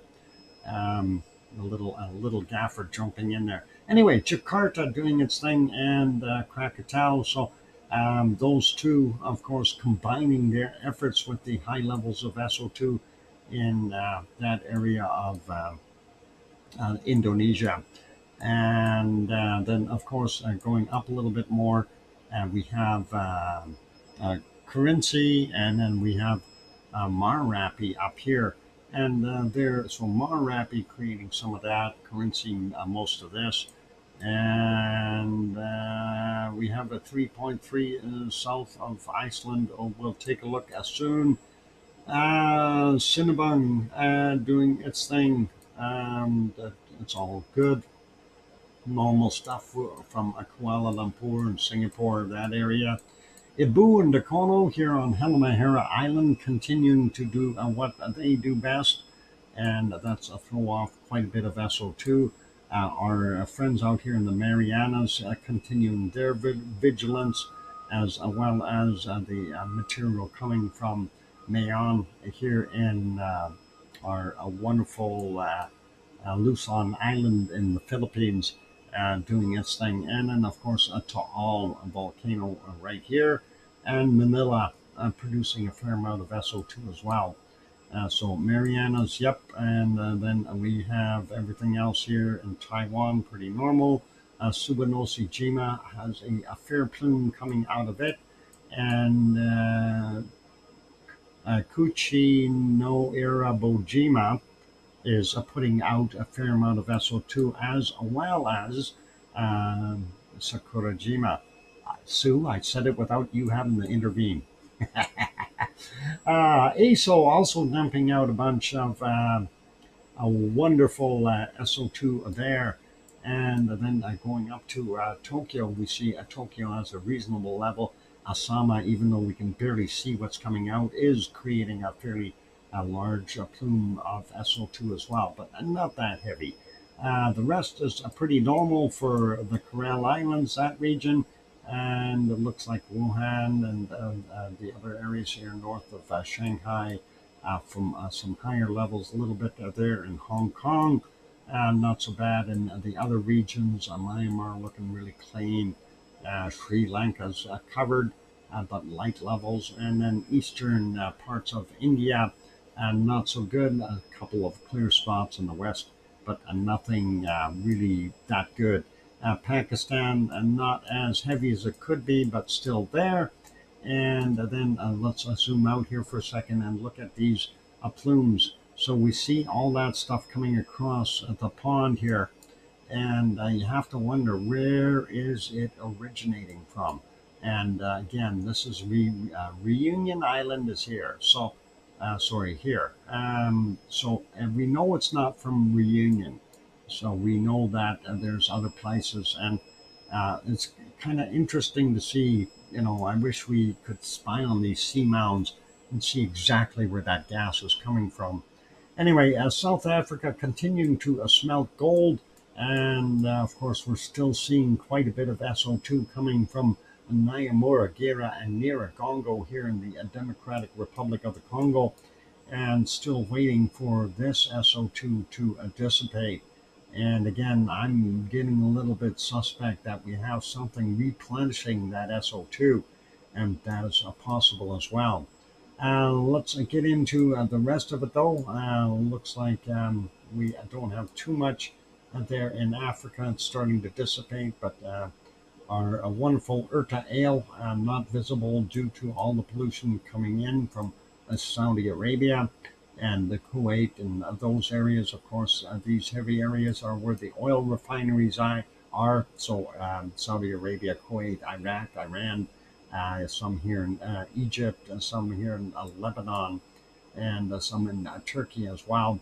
So that's those heavier areas. And let's see, costs, where a piggy is. Better air today, 6.32. Yesterday was a little better, but still, that's reasonable in comparison to what it could be. And Mount Etna, of course, putting out a fair amount, and it looks like it's getting down into Tunisia as well as Libya, and kind of doing a zigzag going through here. It's making sure it's getting the island of Malta and that kind of area. So Stromboli also still working. You can see it's got a fair plume, but we haven't seen too much activity from Stromboli. And looking at Europe, looks pretty clear for the most part. We do have light levels here in Germany and some light levels here in Hungary, as well as the southern parts of Poland. Everything else looking pretty good. And I wanted to go on back up here and kind of question, what do we got going on in Russia? What would cause this? This wasn't here yesterday. This is a local event, and we're seeing SO2 here as well. And I'm wondering if they've done something that they shouldn't have. Anyway, let's leave that be. And looking at Iceland, we do see slightly elevated levels. And again, for checking the SO2 in Iceland, you can type in ISO2, and it will bring you up the link for their Icelandic SO2 monitoring. So that's always helpful as well. So very cool, and it is pretty much break time. So what we're going to do is we're going to get ourselves ready for the weather, but I'm going to go take a break right away. And just wanted to point out the storms. We still have Maria, the typhoon, off the coast of Japan, and that is supposed to come straight across the island here. So hopefully it will be okay. And we see a 95W following behind it, and it too is moving that direction. And then we've seen another storm. What is it? 98L out here. This could be the start of the hurricane season. I hope not. Anyway, a 98L, if it grows, they'll give it a name, and it'll likely end up coming in here somewhere. But right now, they're not predicting any path for it, and that may be due to the circulation where it's sitting. So, if anything, it'll maybe head this way a little bit in that low pressure zone, if anything at all, because you're going to have a high sitting up here, and you got the forced air from another high up top here. So yeah, that's likely what's going to happen. We'll see it slide this way a little bit and towards the other low.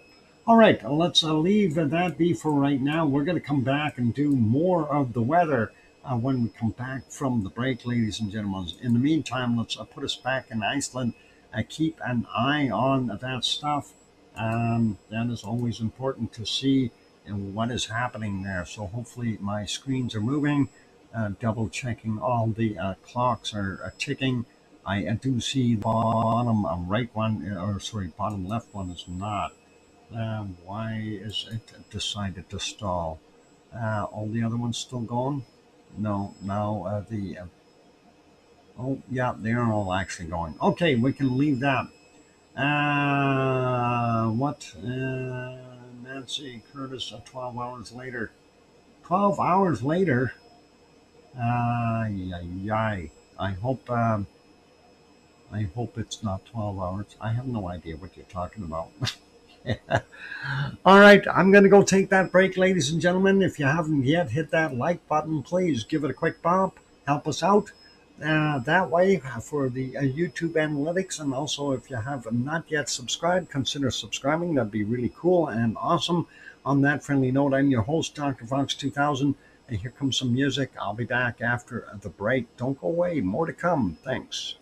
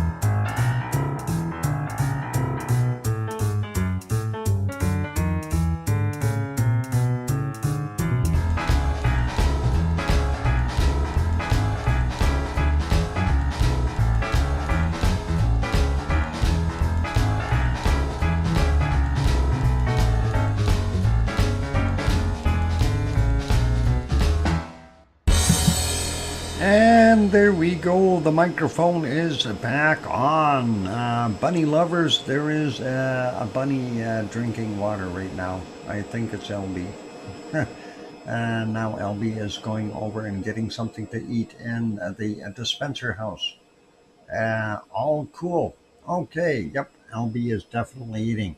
Thank you for the welcome back there from Yvonne Kunkel, who is in Sicily now. And thank you, Sue, and Mars, and Buster, and Barbara, and Dave, and Hermione, and Fluffy. Num num. Oh, people are doing num nums. I really didn't remember saying hello to you today. You didn't say hello to me, Billy Bob Joe. Hello. Thank you, Kathleen. I appreciate that. I don't know if that was meant for me there, Billy Bob Joe. Thanks, King Colin. And can you post a video of the bunny jumping into the water? I may have missed that already. I don't know if I can do that. The little fella. Yeah, hang on. Let me see if I can do a capture on that. I have to switch screens here to be able to go back and oh, hang on. You know what? I will do it. Actually, let's do it this way. We're going to do something else here. Let me see if I can make this work and find it. It was hilarious for me to see that, and I just thought, okay, oh, cool.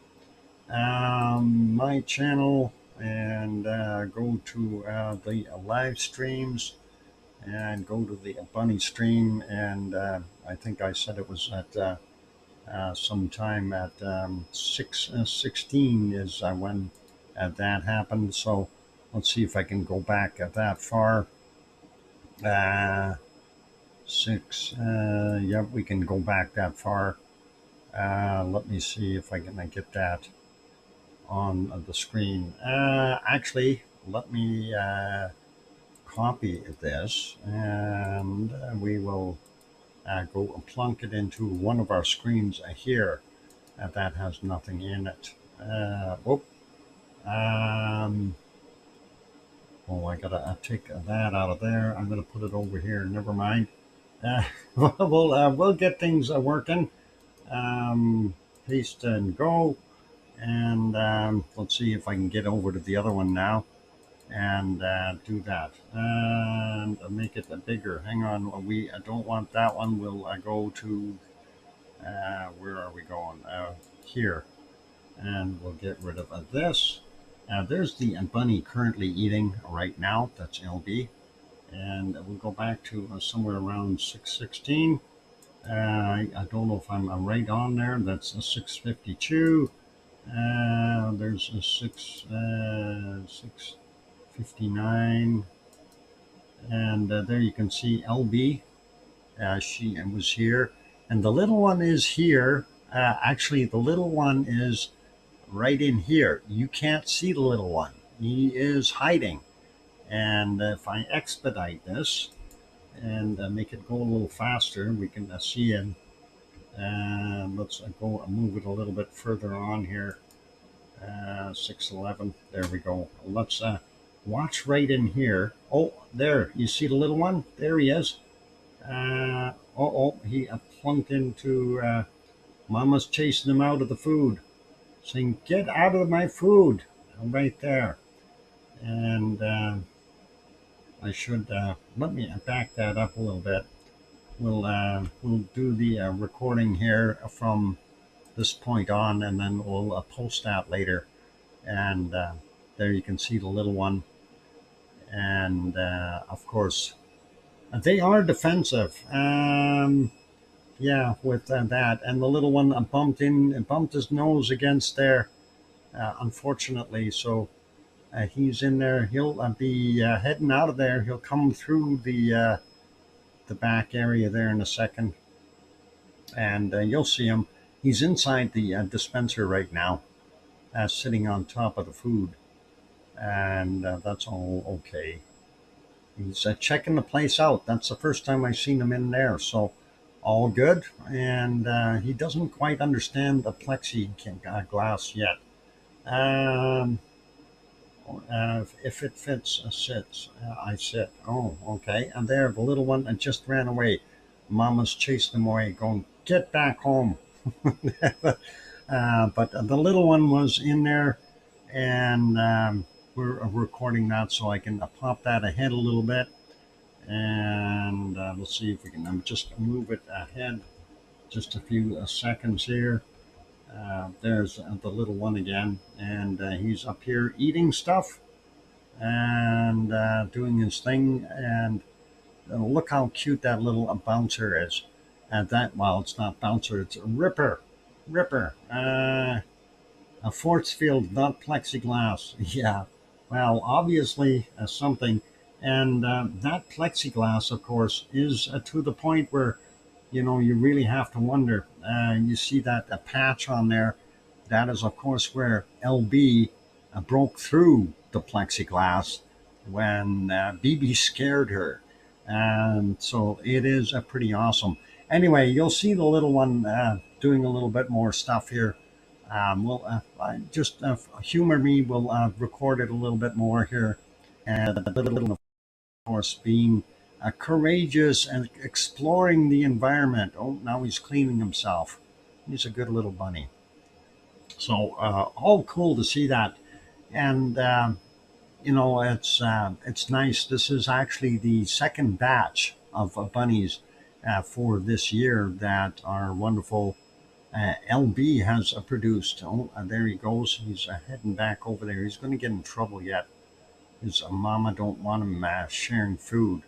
Although she did bring him in here, and it's absolutely wonderful to see that is doing.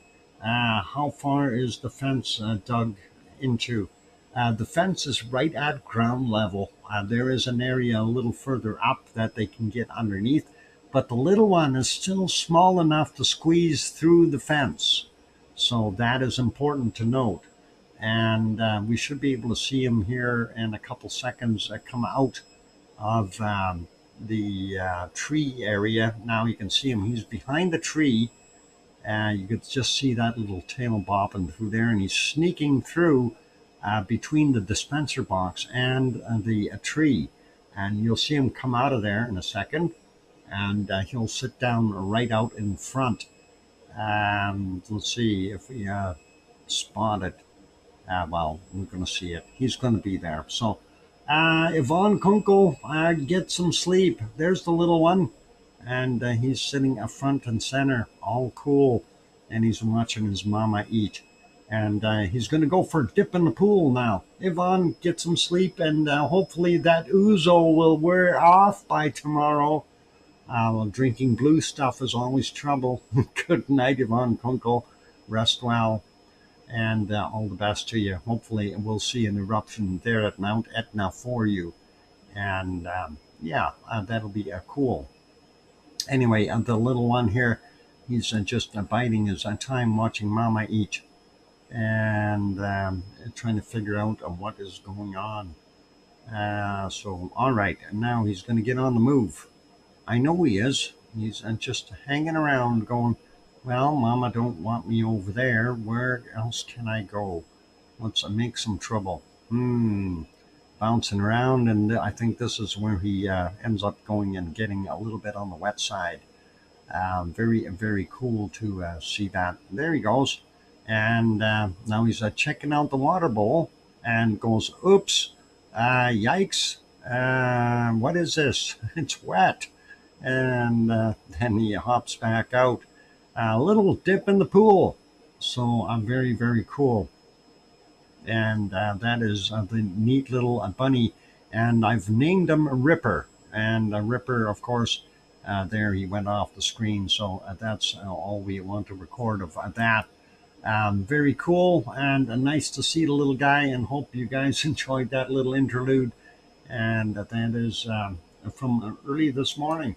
And we're putting that back on live, and we'll actually get rid of it, put us back over to Iceland for right now. our multi-screens, of course. And looking at that, it's because his mama don't dance, and his hey, Billy Bob Joel, there is a song with those words in there. His mama don't dance and his daddy don't rock and roll. I beg to differ, though. His daddy does a rock and roll, and his mama does have to dance a little. We'll leave that be. Anyway, let's get over to our weather and see whether we like it or not. And let's go. Yeah, there's a song with that in it too. Let's go. And I heard that one before. Looking at, well, again, the world, we already mentioned those storms. We definitely see the Typhoon Maria and 95W backing it up. And then we're also seeing our wonderful 98L out here in the Atlantic, possibly a first of the hurricanes. And now the one we are missing, though, and I'm very happy it's dissipated, and that is Storm Debbie. Debbie is no longer. This might be the remnants of Debbie here. I don't know if it is or not, but it almost looks like it's moved completely out. So hopefully that is it. Incredible temperatures in up here in the north, more so than in the south. Anyway, Alaska looking like it's starting to cool off really well. Yukon, bottom end here up to 20, 22, 23 degrees. But looking at these absolutely nuts temperatures, 34s, 35s, up here in the Northwest Territories, that is crazy. That is the Mackenzie River Valley. It has moved over to the east a little bit, so now around Greater Slave Lake and to the north of that, and also seeing 31s and 32s here in Nunavut. And I'm sure none of them have really experienced that kind of temperature up there. Those poor animals, the polar bears and caribou and etc., they're all probably going, what the heck is going on? The world is cooking to death. BC, northern BC, 31s, 32s up in the north end, a little bit more moderate in the coastal regions and the south here, with the exception of down here in our Kelowna area and Kamloops and that region where it's always a warm 28s, and we'll see down here in Osoyoos somewhere around the 30s. Vancouver coming in at about 22, 20 to 24 degrees, depending on where you are. Over on the island where Bob is there at 25, 26, that kind of stuff at Malahat. And then, of course, here in Edmonton, seeing 26 right now, maybe even a little bit warmer. It's a beautiful day here. Saskatchewan and Manitoba, beautiful temperatures. Northern Ontario has some nice stuff. We do see this cold stuff here between Lake Superior and the Hudson's Bay. So that's where some of that cold is coming from. That was a low in here that was drawing that cold down, but looks like the heat is kind of curling around and messing with it a little bit. The rest of Ontario, not bad. The same thing with Quebec and most of Labrador and Newfoundland. And again, if that is the remnants of Debbie, they may be getting some rain there in Newfoundland as well. And Halifax right now is sitting at what? 20 degrees. So I'm assuming somewhere around 20, 21, 22 in Cole Harbor area. Not bad for Sioux. And looking at the other places here, we got, what we got? 29 in Boston. Hey, I forgot to grab Toronto 22, Detroit at 22, Chicago coming in at about 23, 24, depending on where you are. Milwaukee at 23. So reasonable temperatures for those guys. New York at 28, 29, Baltimore 29, Virginia Beach at 23, Grandma B's house 30 degrees, and she's probably roasting out there and trying to keep cool. I hope everything's good there. 32 in Atlanta. They've got some nice heat in that region. And looks like Jacksonville is sitting at a 30, Orlando sitting at a 30, Miami 32. I'm moving over and taking a look at New Orleans, 35 degrees right now. Baton Rouge sitting at 34, so very warm for those places. Houston 34, San Antonio 38. Where's Dallas? There it is, 36. Fort Worth is 36. And Oklahoma City is sitting at a little cooler at 28. And then getting over to Albuquerque, 33 degrees. We're seeing Phoenix coming in at 43 degrees, a little easier there in Tucson at 37, Flagstaff at 26, and Prescott. Where is Prescott? Somebody's stolen Prescott. There it is, 29 degrees. So that's not that bad. 29 and 45 there in Mexicali. Ugh, too warm. There's probably some 46s in that region as well. Las Vegas, 40 degrees, and now to Death Valley, 49. So I see a 50 in there. Yeah, 50 degrees, and there's a 50s. So a plus a 50 Celsius. That is incredibly hot, and yeah, I wouldn't want to be there. Anyway, that's why they call it Death Valley. There's a 51 right there. So, yeah, a 51 in Death Valley. Wow. Stay away from there if you want to survive. Los Angeles, quite warm, sitting at 31. Getting a little further inland, we're going climbing up real quick to 36s, 37s, 39s, 40 in Riverside. Anaheim coming in about 33. Bakersfield baking at 41. And San Jose is 26, San Francisco 18, and what is it, San Rafael over there at 33, and getting up to Sacramento, 35 degrees, and looking at, let's see, Paradise, where are you? 34 there in Paradise, and Redding sitting at 39 at the top end of the valley. Then we get up into Oregon. 34 there. They've got some mountains in between, so that splits up that heat a little bit. 34 in Medford, Eugene is 30, Portland 27. As we go further north, we see temperatures changing. Tacoma sitting at about 23 or so. Seattle at 23, 24, depending on where you are, up to about 26 degrees there. We already kind of talked about Vancouver, so let's leave that be and go further south. Mexico, we see some very, very warm temperatures. Mazatlan sitting at 31. Puerto Vallarta coming in at 28. And yeah, Mexico City is sitting at what right now? About 24 degrees. So that's really not that bad. Acapulco, 29. Beautiful. And the other areas there, 28, 29s, 30s, 34s. And then out here in the Yucatan, we see up to about 31, 32 degrees. There's even some 34s here along the Guatemala border region. Cancun coming in at about 31. And Central America, yeah, to be expected. 33s, 34s in some spots. A little cooler in other places, but even here in Panama, 31. We're seeing up to about 32 degrees here in our Colombia, and the same thing over here in Venezuela. And there was that 32 I went over a few times already. But yeah, there's another one there. So very cool to see those, and moderate temperatures for them.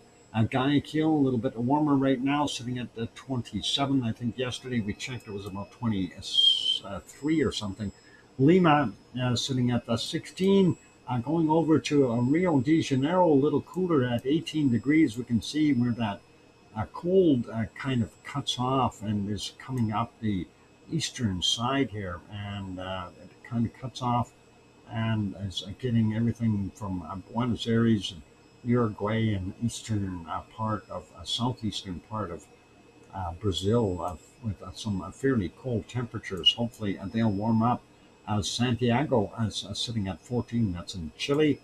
And let's move over and take a look at Christchurch, 8 degrees. Wellington is at 12. Auckland sitting at 13. We are seeing 0 degree and -1 degree temperatures there in parts of New Zealand still. Hobart a little bit warmer than it was in the last couple of weeks here. So at 12 there and up to 14 around the coastline. Of course, still waking up and warming up. And we see about 6 or 7 there in Melbourne. And again, it's still early in the day, so that is all going to warm up. But we see a lot of areas here that are around that 0 mark or -1 even. So a little bit of a frost for them. Adelaide sitting at 9 degrees. Sydney coming in at about 15. And then we get up to Brisbane. They're sitting at a comfortable 16 top end. And again, it's still early in the morning, so for them, 23s, 24s, and the top end of Australia is about the top temperature right now. Perth coming in at about 17. That's not bad.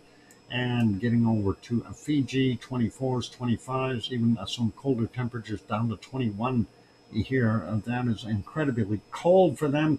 And New Caledonia, 20, 19 in there, 22 for the high end. Vanuatu at 23 to about 26 degrees right now. Again, early in the morning, so a lot of warm up. Pretty normal there for Papua New Guinea and also for our wonderful Indonesia and Malaysia, those areas. Jakarta 25 right now. Singapore at 26. Bangkok at 27. Manila 27 as well. 26, 27, depending on where you're pointing.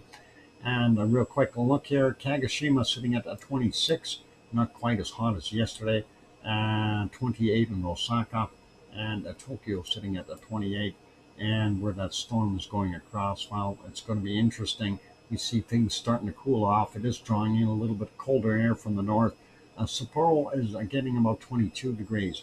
Kamchatka Peninsula sitting somewhere around, I don't know, 17, 18, maybe a 19 in there somewhere, but they're reasonable for this time of year, so that's all good. China, Wuhan is 28 there. Jakarta coming in at 26. Delhi is 27. A quick look at South Africa. Cape Town is 14. And the southern area here a little bit on the cool side, and starts to warm up as we get up into the warmer regions. And there we see some 43s in here, 44s, maybe even a 45 in there, I think. Yep. So Africa is starting to challenge as far as being the hottest place other than Death Valley. So definitely seeing some of those temperatures increase there in the Sahara Desert. That's pretty awesome. Cairo coming in at about 27. And we get over here and we see up to about 40 degrees in southern Saudi Arabia. Dubai 35, Riyadh coming in at 32, and Beirut sitting at about 29.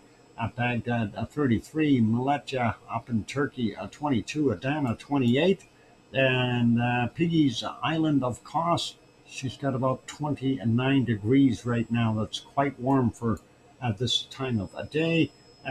26 there in Athens, Greece, and Katnia sitting at 28. Redanzo sitting at 19 degrees, and that is, of course, where Yvonne Kunkel is right now on the edge of Mount Etna. And let's see, and what else we got going on here real quick. We'll do our search for cold temps after a break. I am going to have to take a break right away. So we've got Naples coming in at 28. Rome sitting at 27. Milano up on the northern parts of Italy, 29 degrees. And let's get over here to our wonderful Spain and Portugal. 23 in Lisbon right now. 30, 31 there in Madrid. Aurelio's house, 29 degrees, nice and toasty. And Nantes coming in about 22, 23 in Paris. Munich is sitting at 23. Frankfurt is sitting at 18, 19. And Cologne is sitting at about 22. Yvonne, your house is about 20 degrees. And then Brussels, and we got about 20 degrees there. And 19 in Amsterdam, 19 in Rotterdam. And getting over to Berlin, we see 19 degrees there, about 18, 17, 18 in Hamburg. Lübeck coming in at 17, and Copenhagen is 17. Aarhus 16, and up here in Oslo is 13 degrees. Stockholm is 16. Helsinki coming in at 16. St. Petersburg 15 degrees. And now for England, real quick, I'm looking at London, 20 degrees, and that's not bad for right now. And the coastline of Wales slightly cooler, in the interior in the I guess low teens, if you will, as what we're seeing there. Leeds coming in about 15 right now.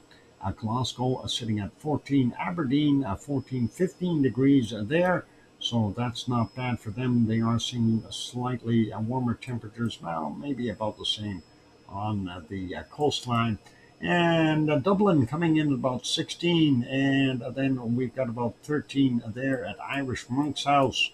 And going over here to Iceland, let's take a look. We see the northern and northeastern areas a little bit cooler.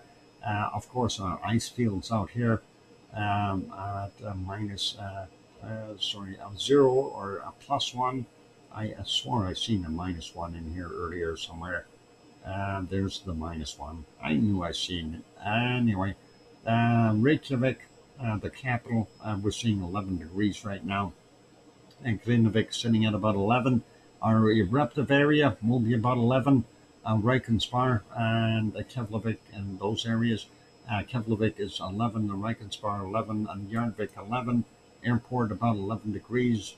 And that's what we got going on there. So all awesome, and I am going to go take a break, ladies and gentlemen. My throat can't handle it, so we'll do that. We'll come back and do the cold weather temperature hunt after the break. So please hang in there, and we'll get that on after the break. So for those good people who are here, if you have not hit that like button, please give it a quick bop. That'd be really awesome. Also, if you have not yet subscribed, consider subscribing. That'd be cool too. On that friendly note, I'm your host, DrFox2000. I'll be back after the break. Keep smiling. Here comes some music. If I can find some. There's some. I'll be back.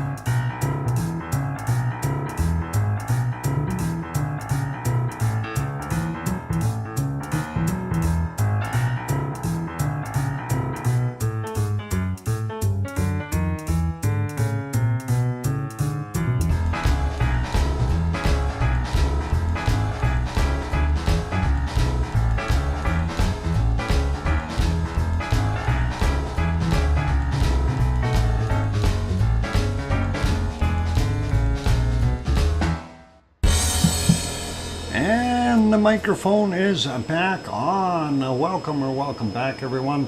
Hey, hi, Steve V. Hey there, working late again. See you all tomorrow. Hopefully, okay.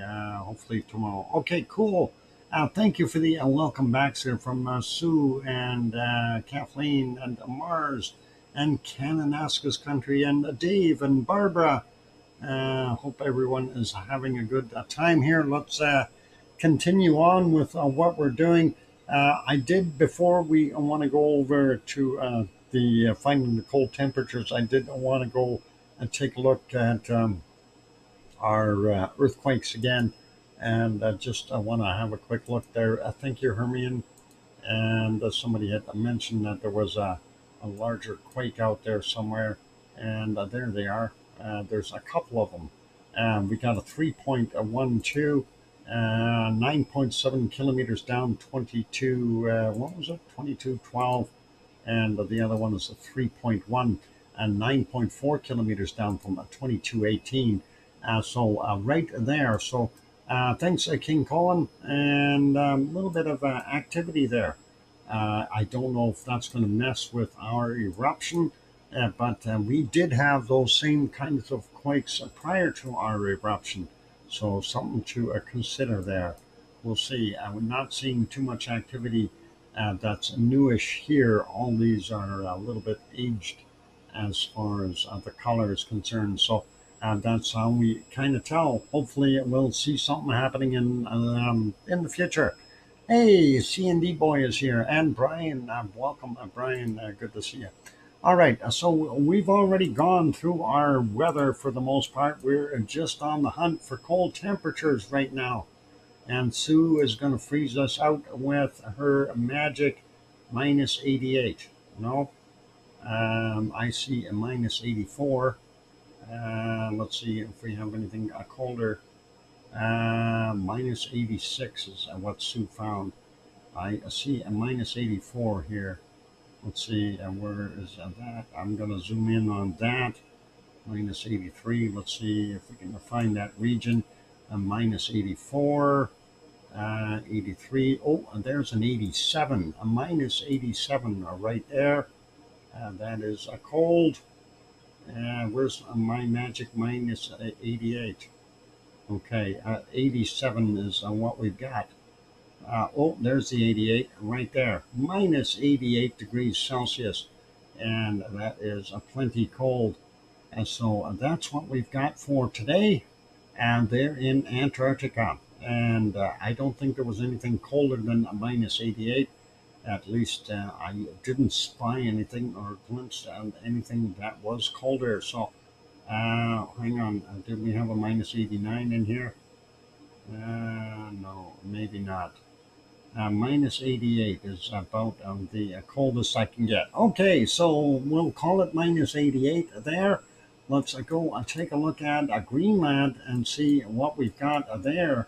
Zoom back out and go all the way up north here and take a look at Greenland, see if we can find something reasonably cold. We got minus 16 already. And let's see if we maybe have some minus 17s in here. Minus 16, minus 15, 15s there, 15s in that whole gauntlet there. Not seeing too much.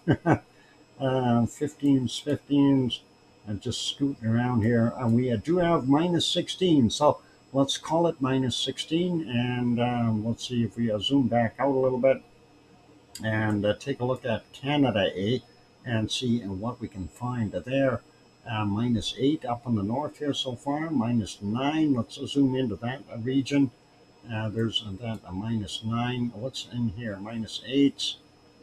Minus 9 right in there. Looking for maybe a minus 10. More minus 8s. What about further up in here? Ooh, it looks cold here. Minus 9. Minus 9. Looking for a minus 10 maybe.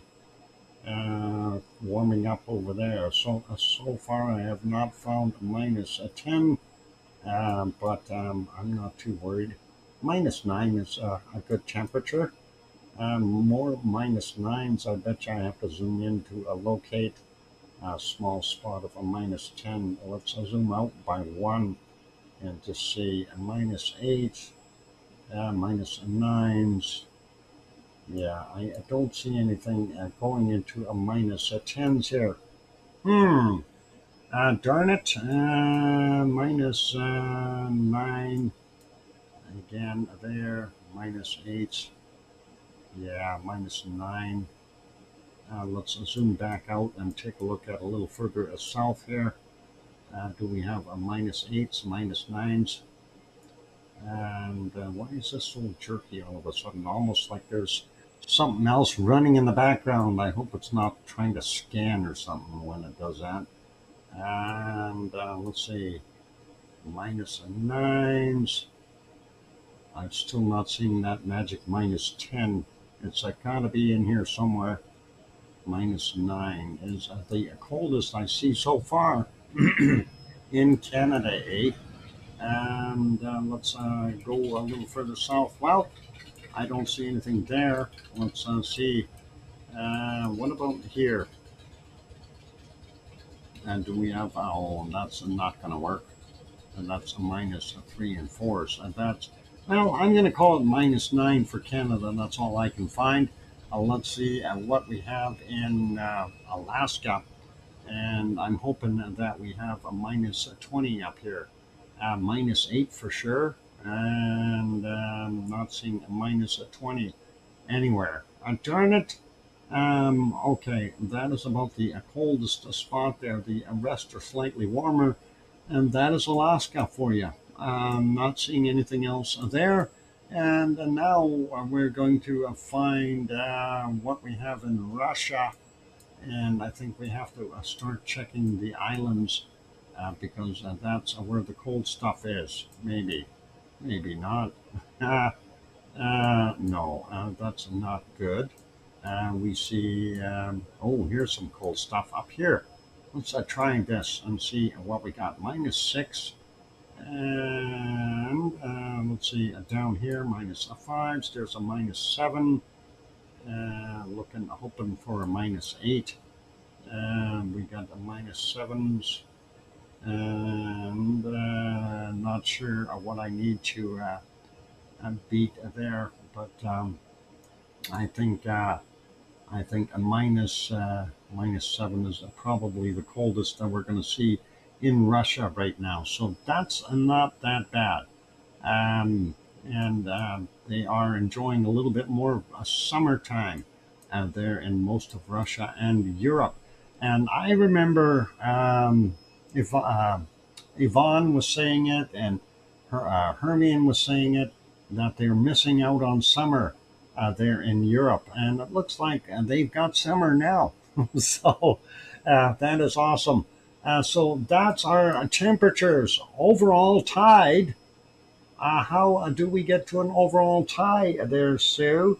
I was up by 2 degrees. Oh, no, I found minus 88 in Antarctica. I found minus 88, 2 degrees there in Antarctica there, Sue. And I can assure you it was 2 degrees. And where are we? Somewhere we had a minus 88 is what we came up with in Antarctica.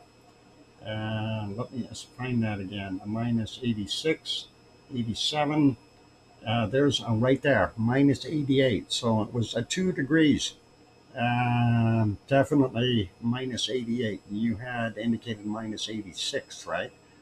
So yeah. There we go. So yeah, I win by 2 in Antarctica. Yeah. 4 to 5 p.m. Mine's sitting at 1600, which is a 4 p.m. Yep, minus 88C. Absolutely. Yeah. There we go. I ain't getting beat today. Forget it. Awesome playing there, Sue. And as you can see on the bottom here, we are set to 1600 or 4 p.m. So that's what we got. All good. But I appreciate the game, Sue. That is awesome. And we were able to find that minus 88. And that was pretty cool. Get it? Cool. Um, is it 3 or 4 hours between our time zones? It's 2 hours, Sue. 2 hours. You're on Eastern time, right? At least I think you're on Eastern time. I'm on a Mountain time. If you're on Eastern time, it's 2 hours. Um, no, it's not 3 hours, Casey. It's 2 hours. Um, from what I understand, Eastern time. Right now, it's 5:27 is what it is here. 5:27 p.m. So it should be 7:27 Atlantic. It's 8 p.m. here. Okay, at 8 p.m. So you're 2.5 hours. 2.5 hours. You're on Atlantic time. 27. Okay, so you're 3 hours difference. Atlantic time. Okay, that makes sense. You're 3 hours difference. Thanks for another great show, and thank you all the mods. Thanks, Kathleen. Appreciate it. So yeah, three. I guess it's 3 hours difference. I always thought it was two, but that's okay. Thank you, Barbara. And Sue, I appreciate you playing the game, though. That's all awesome. And yeah, hopefully we are okay with that. All right, let's put us back to Iceland, though, because that is where we want to take a look and keep an eye open. Hey, what's this extra cloud stuff in here in the top left of screen? Is that steam from Schwarzenegger, or are we seeing something happening? I'm curious. Let's see if we got to get that other screen moving as well. At that one. Okay. So all the clocks are moving indeed. Top left, and we have extra steam slash, well, it looks like steam from up on the top, coming out of kind of the northwestish region there. And that may be from a Schwarzenegger.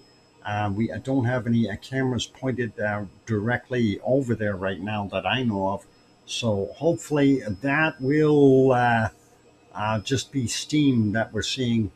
And if we do see an eruption, though, like I said before, since it's on the weekend here, I will come back on and we will definitely do that to make things happen, you guys. And we'll give commentary on what we're seeing and try to get the best views of the lava flows and so on.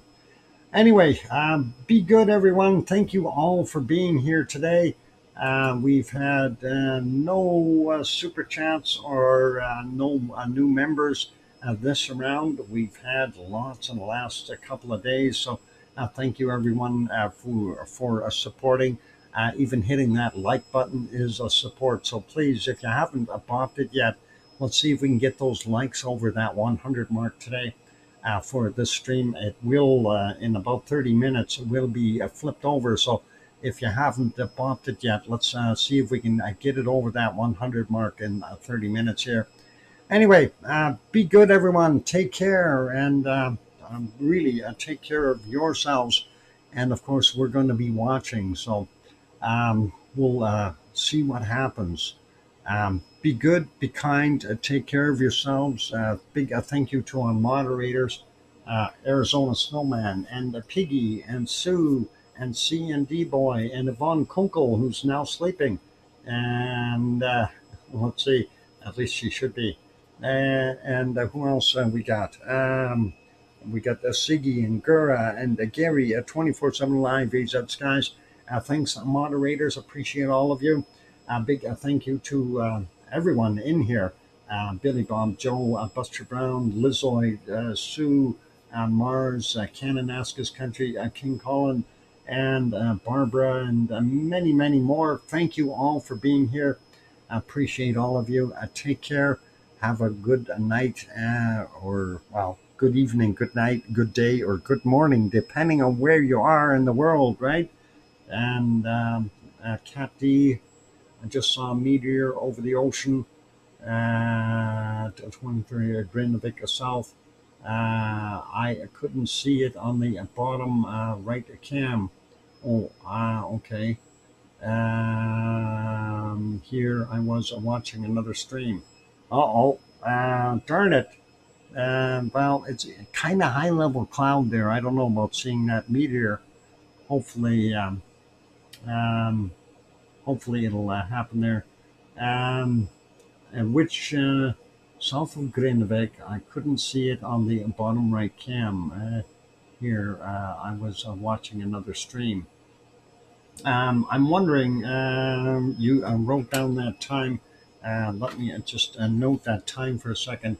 23:09. And when was it? That was at 50 seconds after.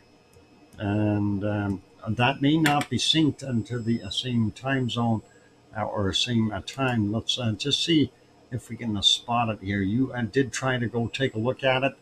Let's take a look and see if we can put that camera back a little bit and possibly view it. Now, when you seen it on the other one, where was it? Up high, down low, or do we know? 23:09, so back about 20 minutes.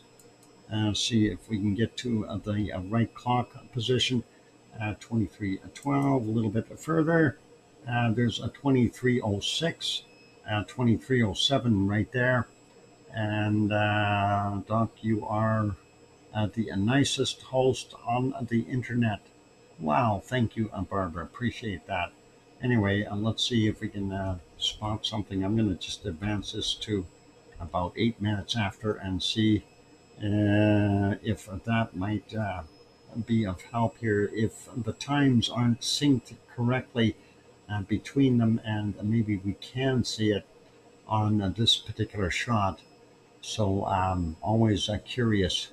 I like good meteors, especially if it's actually a spaceship attached to it. Oops, did I say that out loud? We do have our alien sitting there. If you take a look carefully, he is back on his rock there, watching the area. Maybe he's waiting. And let's see, we have about a minute to go for that time. So much over a streaming. What? So much over a streaming on a Blue Lagoon. Steaming, steaming at the Blue Lagoon. Not unheard of. We have that all the time. Let's take a look and see if we happen to see anything. I should just watch and be quiet. Hopefully it'll happen.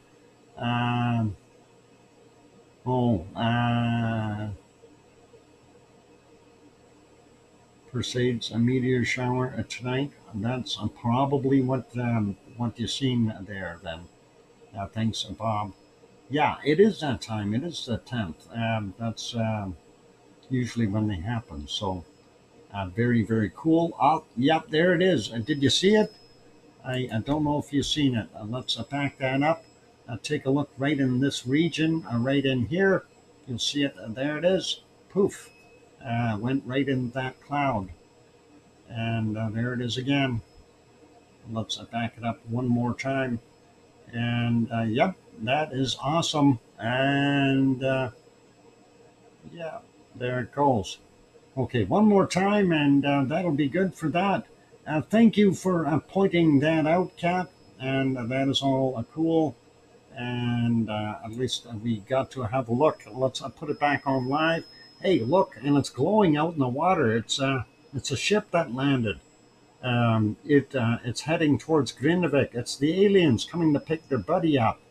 They'll be out here in no time. Anyway, let's leave that be. And thanks for sharing that, Kat. And all cool. Let's put us back on our multi-views here. And keep an eye on the rest of what's going on for the rest of the evening. Be good, be kind, take care, everyone. All the best to all of you. And only one thing left to add.